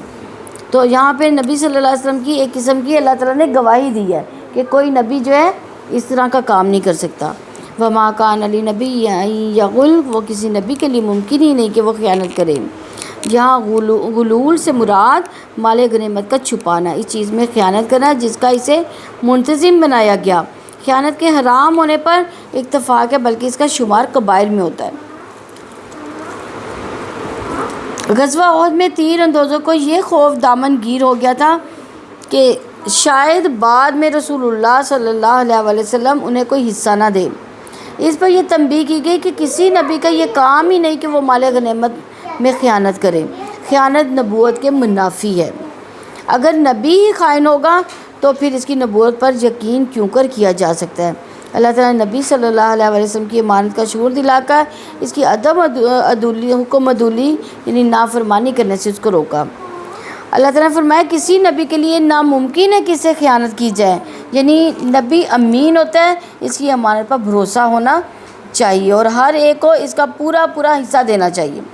اللہ تعالیٰ نے نبی صلی اللہ علیہ وسلم کی امانت کا شعور دلا کر اس کی حکم عدولی یعنی نافرمانی کرنے سے روکا ہے۔ تو آگے فرمایا وَمَن يَغْلُلْ يَأْتِ بِمَا غَلَّ يَوْمَ الْقِيَامَةِ، اور جو خیانت کرے گا قیامت کے دن اس کو لے کر آئے گا جو اس نے خیانت کی۔ نبی صلی اللہ علیہ وسلم نے فرمایا اے لوگو تم میں سے کوئی شخص میں ہمارے لیے عمل مقرر ہو اور اس نے ایک سوئی چرائی یا اس سے زیادہ تو وہ چور ہے اور قیامت کے دن وہ اسے لے کر آئے گا۔ اور ہمارے حکمران دیکھیں، اللہ معاف کرے کہ کیسے کیسے چوریاں کر رہے ہیں۔ تو یہ دیکھیں ایک سوئی کے برابر بھی اگر کسی نے خیانت کی ہے تو وہ بھی قیامت کے دن اسے لے کر آئے گا۔ بخاری و مسلم میں ابو ہریرہ رضی اللہ عنہ سے روایت ہے کہ رسول اللہ صلی اللہ علیہ وسلم نے ایک دن خیانت کے بارے میں بات کی اور اسے بہت ہی زیادہ اہمیت دی۔ پھر کہا ایسا نہ ہو کہ تم میں سے کوئی قیامت کے دن میرے سامنے اس حال میں ہے کہ اس کی گردن پر اونٹ ہو یا چیخ رہا ہو اور وہ کہے کہ یا رسول اللہ میری مدد کیجئے، تو میں کہوں گا کہ آج میں کچھ نہیں کر سکتا، میں نے تمہیں تنبیہ کر دی تھی۔ اس کے بعد آپ صلی اللہ علیہ وسلم نے اسی طرح گھوڑے، بکری، آدمی، زمین کے ٹکڑوں کا ذکر کیا اور ہر بار یہی بات دہرائی کہ میں کہوں گا آج کچھ نہیں کر سکتا میں۔ صحیح بخاری کی 3073 نمبر حدیث ہے۔ نبی صلی اللہ علیہ وسلم نے فرمایا اے لوگو تم میں سے کوئی شخص ہمارے لیے عمل مقرر ہو اور اسے ایک سوئی چرائی یا اس سے زیادہ تو وہ چور ہے، قیامت کے دن اسے لے کر آئے گا۔ قیامت کے دن کہاں سے لائے گا وہ؟ تب تو اس کے پاس کچھ بھی نہیں ہوگا، تو پھر کیا کیا جائے گا اس کے ساتھ معاملہ؟ ہاں نیکیاں اس کی لے لی جائیں گی، اور اگر نیکیاں نہیں ہوں گی تو پھر دوسرے کی برائیاں اس پہ ڈال دی جائیں گی۔ ابو ہریرہ رضی اللہ عنہ بیان کیا جب خیبر فتح ہوا تو مال غنیمت میں سونا چاندی نہیں ملا تھا، بلکہ گائیں، اونٹ، سامان، بغات ملے تھے۔ پھر ہم رسول اللہ صلی اللہ علیہ وسلم کے ساتھ وادی قرا کی طرف لوٹے۔ رسول اللہ صلی اللہ علیہ وسلم کے ساتھ ایک مدم نامی جو تھا غلام تھا ان کا، جو نبی ذباب کے ایک صحابی نے آپ صلی اللہ علیہ وسلم کو ہدیہ دیا تھا۔ وہ رسول کا کجاوا اتار رہا تھا کہ کسی نامعلوم سمت سے ایک تیر آ کر ان کو لگا۔ لوگوں نے کہا مبارک ہو شہادت، لیکن رسول اللہ صلی اللہ علیہ وسلم نے فرمایا ہرگز نہیں، اس ذات کی قسم جس کے ہاتھ میں میری جان ہے، جو چادر اس نے خیبر میں تقسیم سے پہلے مال غنیمت میں چرائی تھی، وہ اس پر آگ کا شعلہ بن کر بھڑک رہی ہے۔ یہ سن کر ایک دوسرے صحابی رضی اللہ عنہ ایک بار ایک یا دو تسمے لے کر رسول اللہ صلی اللہ علیہ وسلم کی خدمت میں حاضر ہوئے اور عرض کیا یہ میں نے اٹھا لیے تھے۔ رسول اللہ صلی اللہ علیہ وسلم نے فرمایا یہ بھی جہنم کا تسمہ بن جاتا اگر تم واپس نہ کرتے تو۔ یہ صحیح بخاری کی 4234 نمبر حدیث ہے۔ ایک اتنی چھوٹی سی چیز تھی، لیکن جب آگ بنتی تو پھر غضب کی آگ ہوتی۔ ثم توفی کل نفس ما کسبت وہم لا یظلمون، پھر ہر جان کو اس نے کمایا اس کا پورا بدلہ دیا جائے گا اور وہ ظلم نہیں کیے جائیں گے۔ یعنی شے کو دور کرنے کے لیے دوسروں کو ان کے اعمال کا پورا بدلہ نہیں ملے گا۔ یہ حکم لا کر تاکید کر دی گئی کہ ہر شخص جو اللہ تعالیٰ کی خوشی کے لیے نیک عمل کرے گا وہ گناہ کرنے والوں کی طرح نہیں ہوگا۔ ہر ایک کو اپنے اعمال کے مطابق درجے ملیں گے، جنت والوں کو جنت میں، دوزخ والوں کو دوزخ، اور کسی پر ظلم نہیں کیا جائے گا۔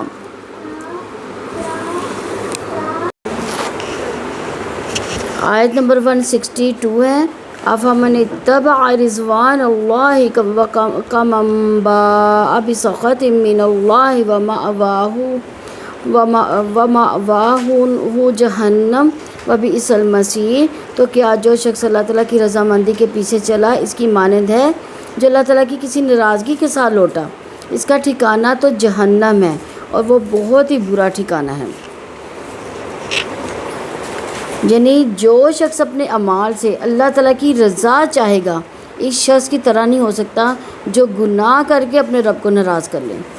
اس لیے رب العزت نے فرمایا ام نجعل الذین آمنوا وعملوا الصالحات کالمفسدین فی الارض ام نجعل المتقین کالفجار، کیا ہم ان لوگوں کو جو ایمان لائے جنہوں نے نیک عمل کیے زمین میں فساد پھیلانے والوں کی طرح کر دیں؟ کیا ہم پرہیزگاروں کو بد کرداروں جیسا کر دیں؟ حضرت عمر رضی اللہ عنہ کے دور میں جب اموال غنیمت لائے گئے، یہ جنگ قادسیہ کے بعد کا واقعہ ہے کہ ان میں کسرا کا وہ تاج بھی تھا جسے وہ اپنے دربار میں پہن کر بیٹھتا تھا۔ حضرت عمر رضی اللہ عنہ نے اسے دیکھ کر کہا قابل قدر ہے وہ فوجی جنہوں نے اسے خزانے میں جمع کروایا، یعنی اس میں کوئی بھی گڑبڑ کر سکتا تھا۔ یہ وہ فاصلہ ہے جو اللہ تعالیٰ کی رضا چاہنے والے امین اور اللہ تعالیٰ کے غضب میں گر جانے والے خائن کے درمیان ہوتا ہے۔ وَمَأْوَاهُ جہنم، اس کا ٹھکانہ تو جہنم ہے۔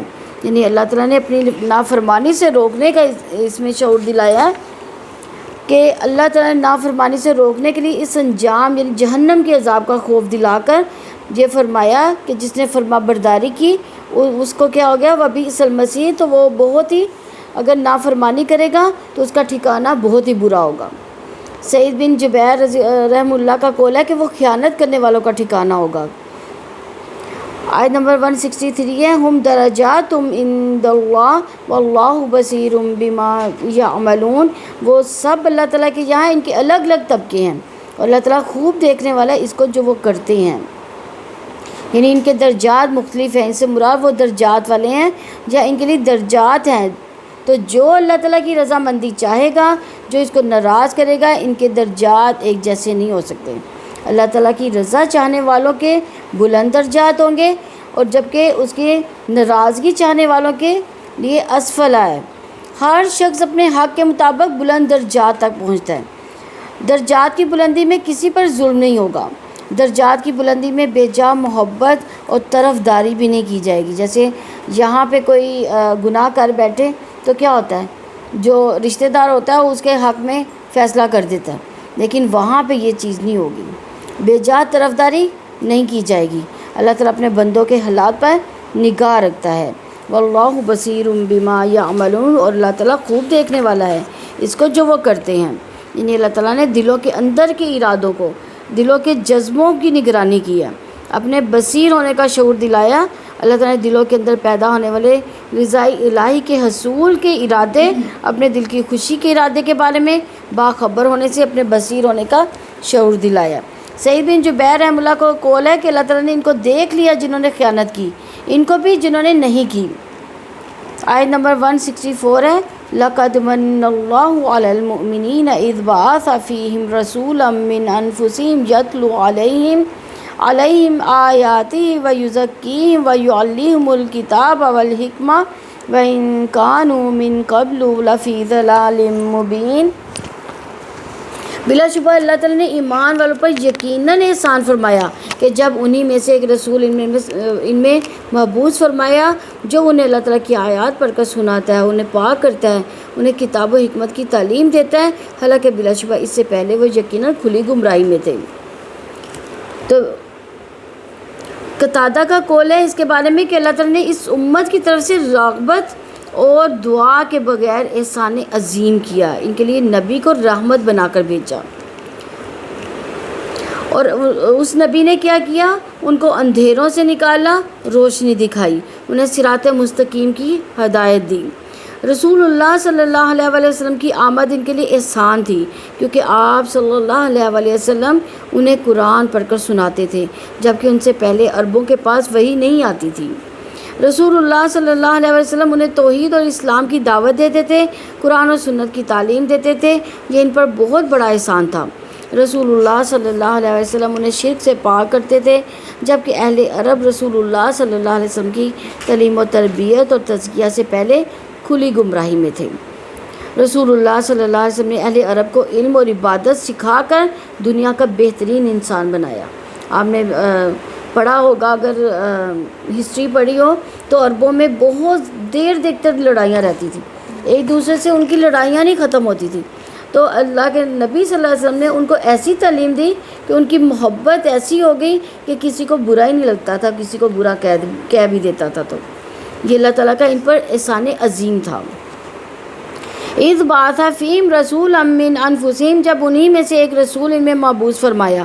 فخر الدین زاری نے لکھا ہے کہ اللہ تعالیٰ نے نبی صلی اللہ علیہ وسلم کو عربوں میں پیدا کیا، یہ عربوں کے لیے بڑے فخر اور شرف کی بات ہے، اس لیے کہ ابراہیم علیہ السلام پر فخر کرنا تو یہود و نصارہ اور عرب سبوں میں مشترک ہے یہ، اور یہود و نصارہ موسیٰ علیہ السلام، عیسیٰ علیہ السلام اور تورات اور انجیل پر فخر کیا کرتے تھے۔ عربوں کے پاس ان کے مقابلے میں فخر کی کوئی بات موجود نہ تھی۔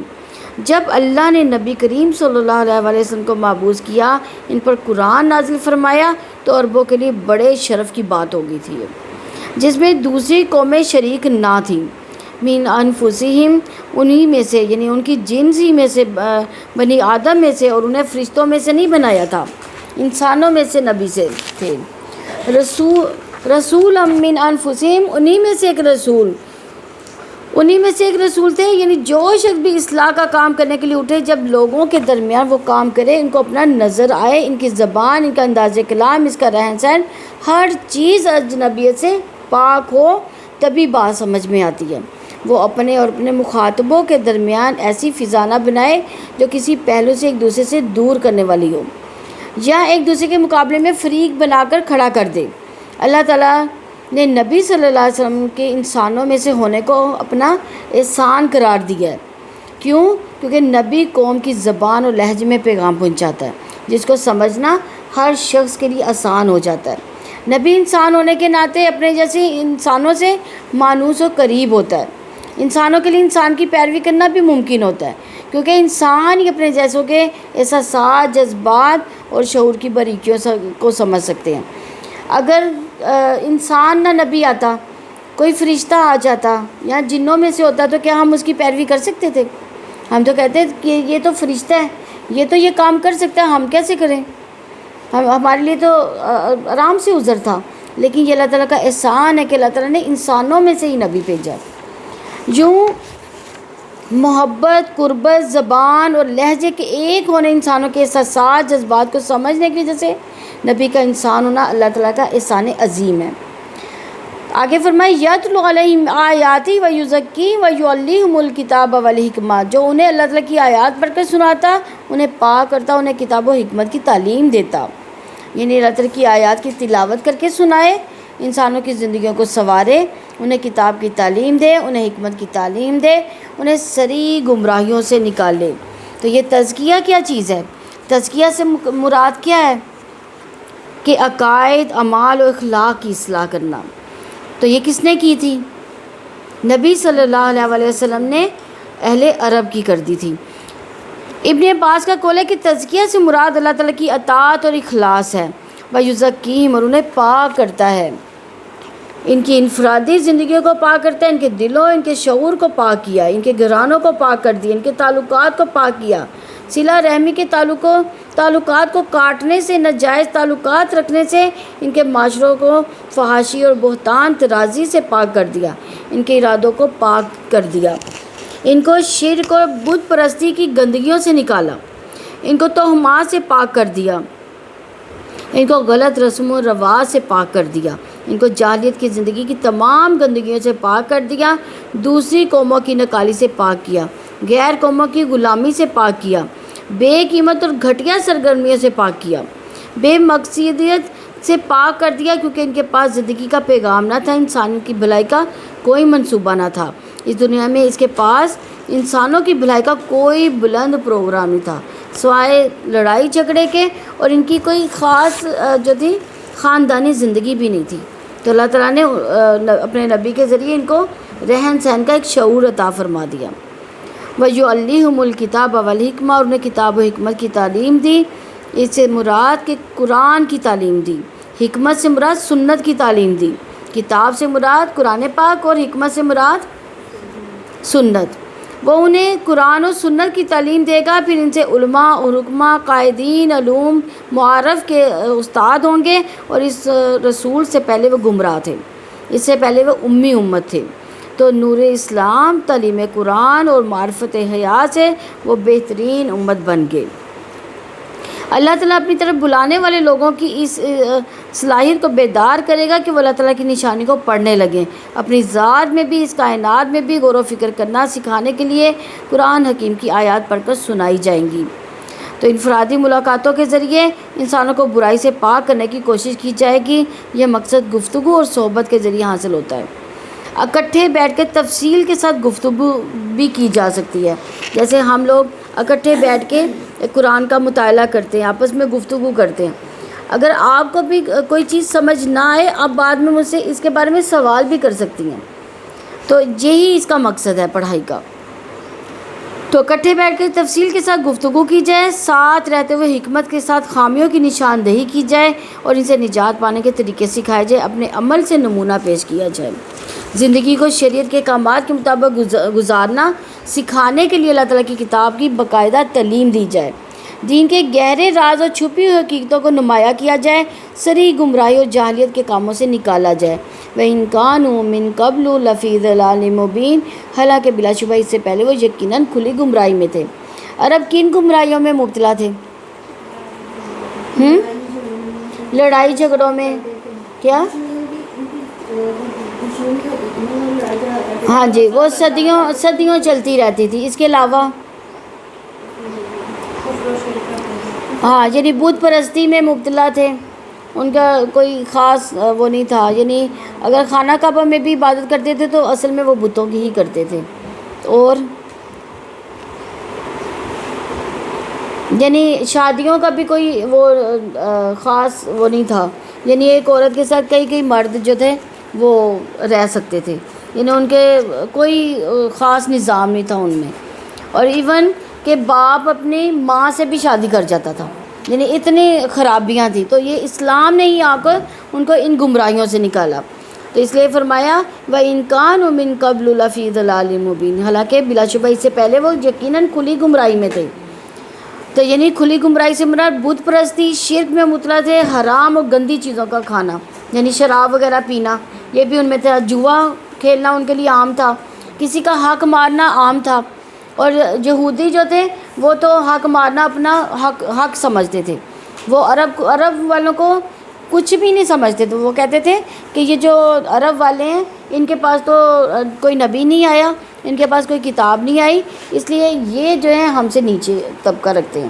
تو لیکن جب ان میں سے نبی آ گیا تو ان کی ویلیو زیادہ ہوگی. یہی تو ان کا بغض تھا. تو ایک دوسرے سے ظلم کرنا کھلی گمراہی میں مبتلا ہونے کا ثبوت ہے. آیت نمبر 165 ہے اولما اصابتکم مصیبۃ قد اصبتم مثلیھا قلتم ان ھذا قل ھو من عند انفسکم ان اللہ علی کل شیء قدیر. اور کیا جب تمہیں ایک ایسی مصیبت پہنچی جس سے دگنی تم پہنچا چکے تھے تو تم نے کہا یہ کہاں سے آ گئی ہے؟ آپ کہتے ہیں وہ تمہارے اپنے ہی پاس سے ہے. بلا شبہ اللہ تعالیٰ ہر چیز پر پوری طرح قدرت رکھنے والا ہے.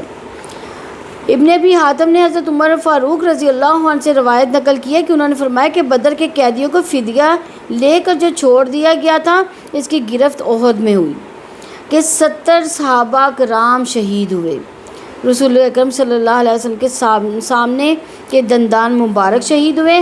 آپ کے سر مبارک پر یعنی چوٹ آ گئی اور جس سے آپ کا چہرہ انور پر سے خون بہنے لگا. اس پر اللہ تعالیٰ نے یہ آیت نازل فرمائی. یعنی وہ یہ سمجھ رہے تھے کہ اللہ تعالیٰ کے رسول صلی اللہ علیہ وسلم ہمارے ساتھ ہیں, اللہ تعالیٰ کی تائید ہمیں حاصل ہے, لہٰذا ہمیں شکست ہو ہی نہیں سکتی. یہ صحابہ کرام کا اپنا ان کا موقف تھا. لیکن جب شکست ہوئی تو انہوں نے کہا اللہ کے رسول صلی اللہ علیہ وسلم میدان جنگ میں موجود تھے, اللہ تعالیٰ نے ہمارے ساتھ فتح کا وعدہ رکھا تھا, ہم دین کی خاطر لڑنے گئے تھے پھر بھی شکست کھائی. ہم نے اسے شکست کیسے کھائی جو کہ دین کو مٹانے آئے تھے. تو غزوہ احد کی بڑی مصیبت کیا تھی جس کا مسلمانوں کو سامنا کرنا پڑا تھا کہ 70 آدمیوں کی شہادت کی وجہ سے 70 گھرانوں کا متاثر ہونا. ان کے پیچھے ایک بڑی تعداد بیوہ عورتوں اور یتیم بچوں کی تھی. قد اصبتم مثلیھا جس سے دگنی تم پہنچا چکے تھے. اللہ تعالیٰ نے کہا, اللہ تعالیٰ نے مسلمانوں کو سادہ سا جواب دیا یہاں پہ کہ دیکھو بدر میں تم نے کیا کیا تھا, کافروں اور مشرکوں کو دوہری قربانی دینی پڑی تھی. آج تمہارے 70 افراد شہید ہوئے, بدر میں ان کے 70 افراد قتل ہوئے تھے اور 70 افراد قیدی ہوئے تھے جس سے دگنی تم پہنچا چکے تھے. یعنی وہ دگنی تھی نا, ان کے تو قیدی کوئی نہیں بن کے گیا, صرف ان کے شہید ہوئے تھے, ان کے 70 قیدی بھی ہو کر آئے تھے. تو انس رضی اللہ عنہ بیان کرتے کہ احد کے دن 70 مسلمان شہید ہوئے. ابن عباس رضی اللہ عنہ بیان کرتے کہ بدر کے دن مسلمان نے 70 کافروں کو قتل کیا, 70 کو قیدی کر دیا تھا. قلتم ان ھذا تم نے کہا یہ کہاں سے آ گئی, یعنی جب تم نے شکست کے بارے میں کہا یہ کہاں سے آ گئی. قل ھو من عند انفسکم آپ کہہ دیں وہ تمہارے اپنے ہی پاس ہے. یعنی اللہ تعالیٰ نے خود ہی سوال کر کے خود ہی جواب کیوں دیا, یہ مسلمانوں کو سمجھانے کے لیے دیا. تو اسے مراد کے مسلمان سے یہ کہا جا رہا ہے کہ شکست تمہاری کمزوریوں اور غلطیوں کا نتیجہ. کیا کمزوری تھی ان میں؟ نافرمانی کی تھی نبی کی, کہ تم نے باہمی اختلاف کیا, تم نے رسول کی نافرمانی کی, تم نے مال کی محبت میں مبتلا ہوئے, تم نے صبر کا دامن ہاتھ سے چھوڑ دیا, تم نے خدا خوفی کے خلاف کام کیے. پھر کیسے یہ پوچھ سکتے ہو کہ یہ مصیبت کہاں سے آئی؟ ابتدا میں تم مشرکوں کے لشکر پر غالب آ رہے تھے. غزوہ احد میں پہنچنے والا نقصان شکست تمہاری اپنی طرف سے ہے.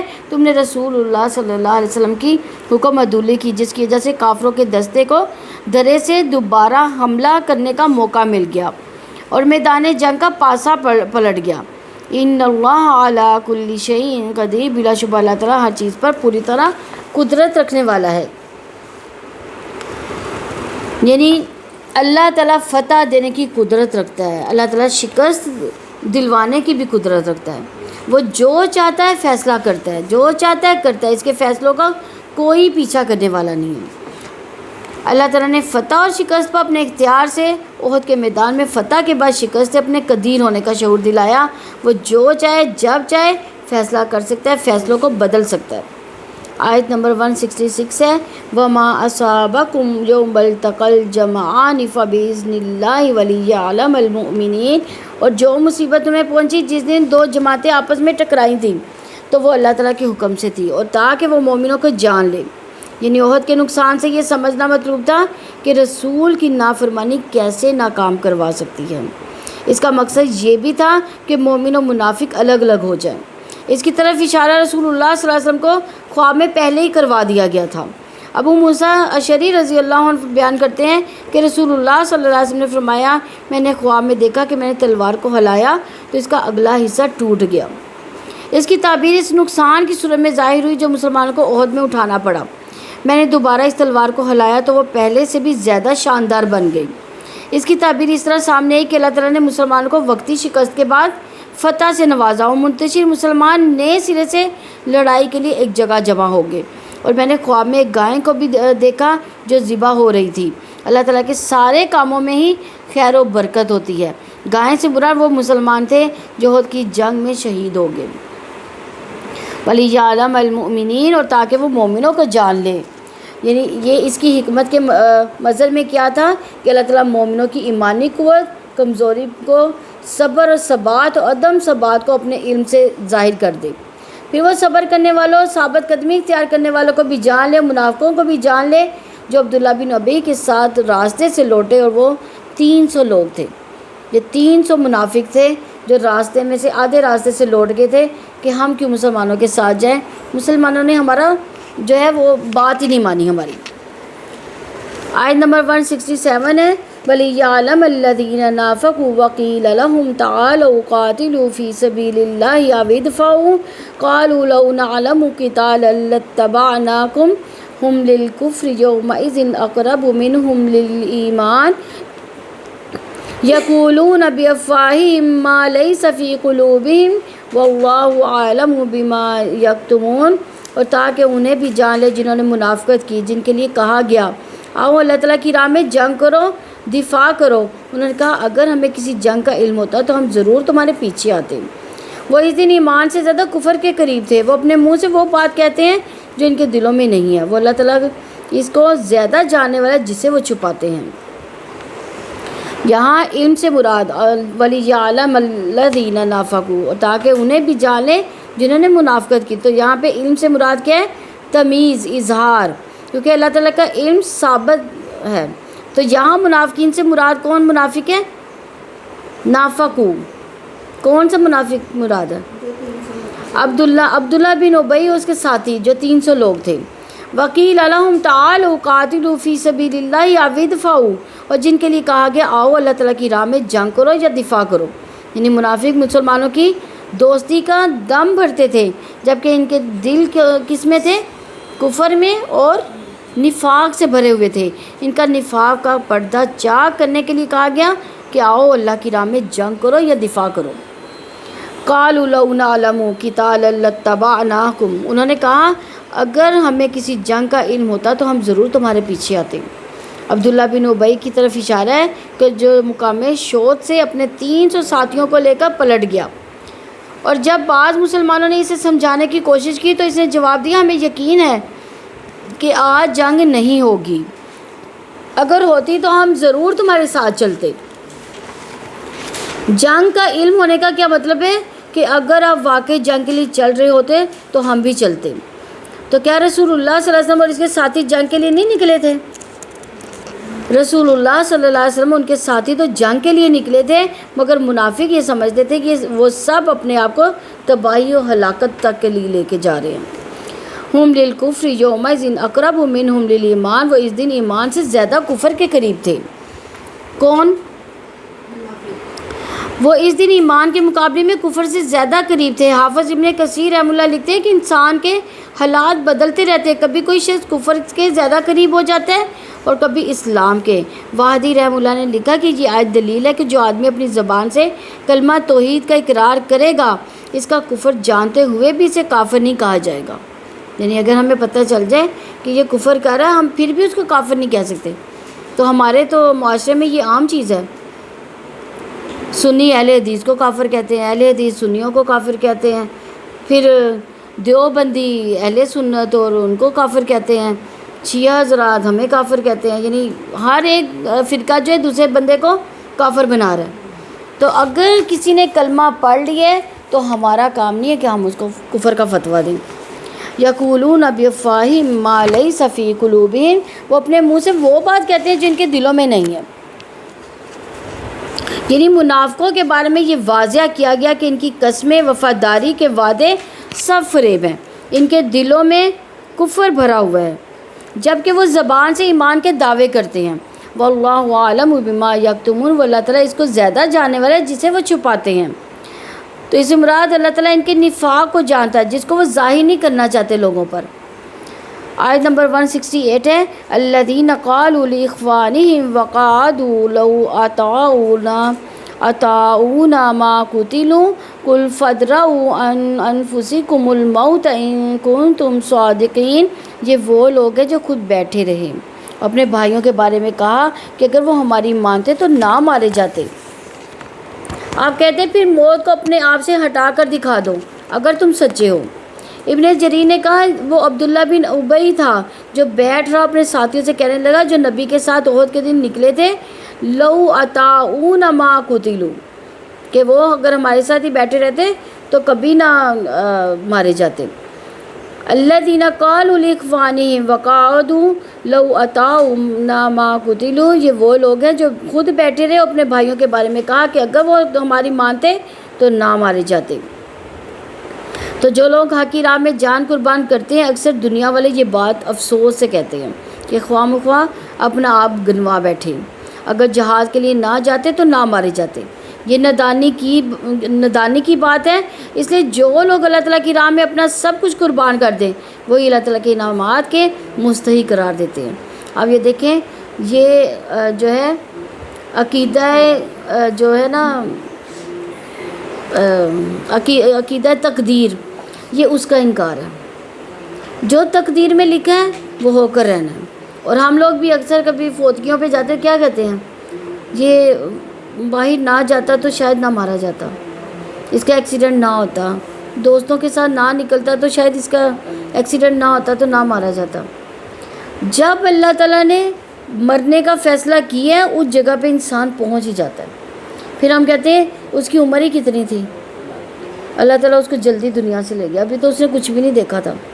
یعنی ہم افسوس میں بھی کفریہ الفاظ کہہ جاتے ہیں۔ تو موت کا تو ایک وقت مقرر ہے، کسی کے پاس ہونے یا نہ ہونے سے کوئی فرق نہیں پڑتا۔ حافظ ابن قیم رحم اللہ لکھتے ہیں کہ واقعہ احد کی ایک حکمت یہ بھی تھی کہ منافقین نے از خود اپنے دل کی بات کہی جسے مسلمانوں نے سنا۔ اللہ تعالیٰ نے جو جواب دیا ہے اسے بھی مسلمانوں نے سنا، نفاق اور اس کے انجام کو جانا کہ کس طرح منافق دنیا اور آخرت کی نیک بختیوں سے محروم ہو جاتا ہے اور ہر بدبختی اسے گھیر لیتی ہے۔ قل فادرؤوا عن انفسکم الموت ان کنتم صادقین، آپ کہہ دیں پھر موت کو اپنے آپ سے ہٹا کر دکھا دو اگر تم سچے ہو۔ یعنی موت کا ایک وقت مقرر ہے، وہ اپنے وقت پر آنے والی ہے۔ انسان خواہ ایک راستے میں ہو یا دوسرے راستے میں، وہ کسی حالت میں موت کے انجام سے نہیں بچ سکتا۔ آیت نمبر 169 ہے وَلَا تَحْسَبَنَّ الَّذِينَ قُتِلُوا فِي سَبِيلِ اللَّهِ أَمْوَاتًا بَلْ أَحْيَاءٌ عِندَ رَبِّهِمْ يُرْزَقُونَ، اور جو لوگ اللہ تعالیٰ کی راہ میں قتل ہو گئے انہیں تم مردہ نہ سمجھو بلکہ وہ زندہ ہیں، اپنے رب کے پاس رزق دیے جاتے ہیں۔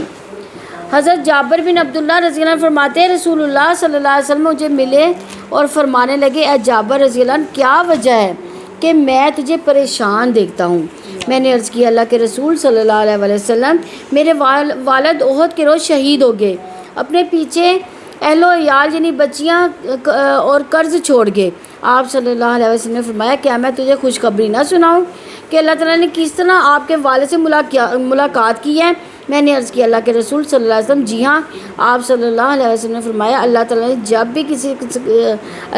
جب بھی کسی سے کلام کیا تو پردے کے پیچھے سے کیا، مگر تمہارے والد کو زندہ کر کے بغیر پردے کے بالمشافہ کلام کیا، اور فرمایا تمنا کر میں اپنے اسے پورا کروں گا۔ انہوں نے عرض کیا اللہ مجھے دنیا میں لوٹانے کے لیے زندہ کر تاکہ میں تیرے راستے میں دوبارہ قتل کیا جاؤں۔ تو اللہ تعالیٰ نے فرمایا میری طرف سے فیصلہ ہو چکا، وہ دوبارہ دنیا میں نہیں لوٹیں گے۔ حضرت جابر رضی اللہ عنہ فرمایا یہ آیت وَلَا تَحْسَبَنَّ الَّذِينَ قُتِلُوا فِي سَبِيلِ اللَّهِ أَمْوَاتًا بَلْ أَحْيَاءٌ عِندَ رَبِّهِمْ يُرْزَقُونَ، اسی بارے میں نازل ہوئی ہے۔ تم ان کے بارے میں جو اللہ تعالیٰ کے راستے میں قتل ہو گئے ہیں ان کے مردہ ہونے کا گمان نہ کرو، بلکہ وہ اپنے رب کے ہاں زندہ ہیں، انہیں رزق دیا جاتا ہے۔ جامعہ ترمذی کی 3010 نمبر آیت ہے۔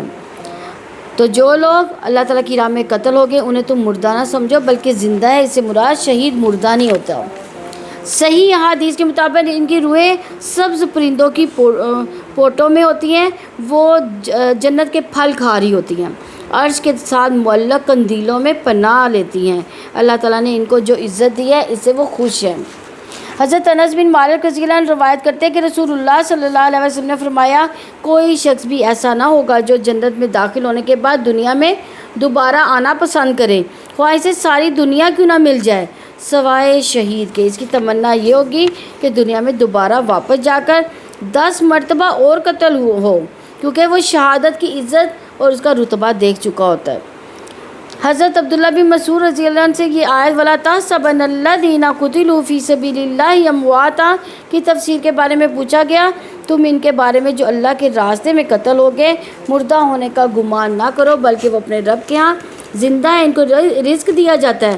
تو انہوں نے فرمایا ہم نے خود سوال کیا تھا یا ہمیں خبر دی گئی کہ شہداء کی روحیں سبز پرندوں میں ہیں، جنت میں وہ جہاں چاہتی ہیں کھاتی پیتی ہیں پھرتی ہیں، عرش کے ساتھ لٹکی ہوئی قندیلوں کی طرف جگہ پکڑتی ہیں۔ تیرا رب ان پر جھانک کر فرماتا ہے کیا کچھ مزید چاہتے ہو جو میں تمہیں عطا کروں؟ تو وہ کہتی ہے ہمارے رب اس سے زیادہ ہم کیا مانگے کہ ہم جنت میں جو چاہتی ہیں کھاتی پھرتی ہیں۔ پھر اللہ تعالیٰ ان کی طرف دوبارہ جھانکتا فرماتا ہے کیا کچھ مزید چاہتی ہو کہ میں تمہیں عطا کروں؟ جب انہیں یقین ہو گیا کہ ہمیں ایسے نہیں چھوڑا جائے گا تو وہ کہتی ہیں اللہ تو ہماری روحوں کو ہمارے جسموں میں لوٹا دے تاکہ ہم دنیا میں تیرے راستے میں دوبارہ قتل ہو جائیں۔ عند ربہم یرزقون، اپنے رب کے پاس رزق دیے جاتے ہیں۔ صحابہ رضوان اللہ علیہ اجمعین نے کہا وہ جنت کے پھلوں کا رزق پائیں گی، وہ اس کی خوشبو پا رہے ہیں۔ سمرہ بن جندب رضی اللہ عنہ بیان کیا کہ نبی صلی اللہ علیہ وسلم نے فرمایا میں نے رات میں 2 آدمی دیکھے جو میرے پاس ہے، پھر وہ مجھے لے کر ایک درخت سے پر چڑھ گئے، اس کے بعد مجھے ایک ایسے مکان میں لے گئے جو نہایت خوبصورت اور بڑا پاکیزہ تھا، ایسا خوبصورت مکان میں نے کبھی نہ دیکھا تھا۔ ان دونوں نے کہا کہ یہ گھر شہیدوں کا ہے۔ یہ جہاد کی ترغیب کے لیے یہ آیت دی جاتی ہے۔ آیت نمبر 170 ہے فَرِحِينَ بِمَا آتَاهُمُ اللَّهُ مِنْ فَضْلِهِ وَيَسْتَبْشِرُونَ بِالَّذِينَ لَمْ يَلْحَقُوا بِهِم مِّنْ خَلْفِهِمْ أَلَّا خَوْفٌ عَلَيْهِمْ وَلَا هُمْ يَحْزَنُونَ۔ اللہ تعالیٰ نے اپنے فضل سے انہیں جو دیا ہے اس پر وہ بہت خوش ہیں، جو ان کے پیچھے ان کے ساتھ نہیں ملے وہ ان پر خوشی محسوس کرتے ہیں، ان کے لیے نہ کوئی خوف ہے نہ ہی وہ غمگین ہیں۔ مقاتل نے کہا جس خیر عزت رزق کو شہید پا رہے ہیں اس پر وہ بہت خوش ہیں۔ اللہ رب العزت نے فرمایا وہ مردہ نہیں بلکہ وہ زندہ ہیں، اپنے رب کے پاس خصوصی رزق پاتے ہیں جو اللہ تعالیٰ نے ان کو اپنے فضل سے دیا، یعنی جنت کی نعمتوں میں سے اس کو پا کر خوش ہیں۔ بعد میں آنے والوں کے لیے بھی خوشخبری پاتے ہیں جو اللہ تعالیٰ نے ان کے لیے تیار کر رکھا ہے، اس پر خوشیاں مناتے ہیں۔ وَيَسْتَبْشِرُونَ بِالَّذِينَ لَمْ يَلْحَقُوا بِهِم مِّنْ خَلْفِهِمْ، جو ان کے پیچھے سے ان کے ساتھ نہیں ملے وہ ان پر خوشی محسوس کرتے ہیں۔ یعنی نبی صلی اللہ علیہ وسلم نے شہداء کے بارے میں بشارت جہاں پہ دی ہے کہ حضرت جابر بن عبداللہ رضی اللہ عنہ فرماتے ہیں کہ رسول اللہ صلی اللہ علیہ وسلم مجھے ملے، فرمانے لگے جابر کیا وجہ ہے کہ میں تمہیں پریشان دیکھتا ہوں؟ میں نے عرض کیا اللہ کے رسول میرے والد احد کے روز شہید ہو گئے، اپنے پیچھے بچیاں اور ساتھ میں قرض چھوڑ گئے ہیں۔ آپ نے فرمایا میں تمہیں خوشخبری سناؤں اللہ تعالیٰ نے کس طرح تمہارے والد سے ملاقات کی؟ انہوں نے عرض کیا اللہ کے کہتے ضرور آپ صلی اللہ علیہ وسلم نے فرمایا اللہ تعالیٰ نے جب بھی کسی سے کلام کیا تو پردے کے پیچھے سے، اور ان سے کیسے کلام کیا تھا؟ بالمشافہ کلام کیا تھا، اور فرمایا تمنا کر میں اسے پورا کروں گا۔ انہوں نے عرض کیا اللہ مجھے دنیا میں لوٹانے کے لیے زندہ کر تاکہ تیرے راستے میں دوبارہ قتل کیا جاؤں۔ یعنی اللہ تعالیٰ نے جب ان سے کہا کہ تمنا کرو میں پورا اس کو کروں گا تو انہوں نے دوبارہ جو ہے اللہ کے راہ میں قتل ہونا پسند کیا۔ اللہ تعالیٰ نے فرمایا میری طرف سے فیصلہ ہو چکا، وہ دوبارہ دنیا میں نہیں لوٹیں گے۔ جابر رضی اللہ نے فرمایا یہ آیت وَلَا تَحْسَبَنَّ الَّذِينَ قُتِلُوا میرے والد کے بارے میں نازل ہوئی ہے، اللہ خوف علیہم ولا ہم یحزنون، کہ ان کے لیے نہ کوئی خوف ہے نہ غمگین ہوں گے، یعنی کوئی خوف کوئی غم نہیں ہوگا۔ جب وہاں پہ جنت میں چرے پھریں گے پرندوں کی شکل میں اڑتی پھریں گی تو کوئی غم ہوگا؟ کوئی غم نہیں ہوگا۔ تمنا کے مطابق زندگی گزر رہی ہے ان کی۔ 171 آیت ہے یستبشرون بنعمت من اللہ وفضل وان اللہ لا یضیع اجر المؤمنین، وہ خوشیاں منا رہے ہیں اللہ تعالیٰ کی طرف سے نعمت اور فضل پر، اس پر کہ یقینا اللہ تعالیٰ ایمان والوں کا اجر ضائع نہیں کرتا۔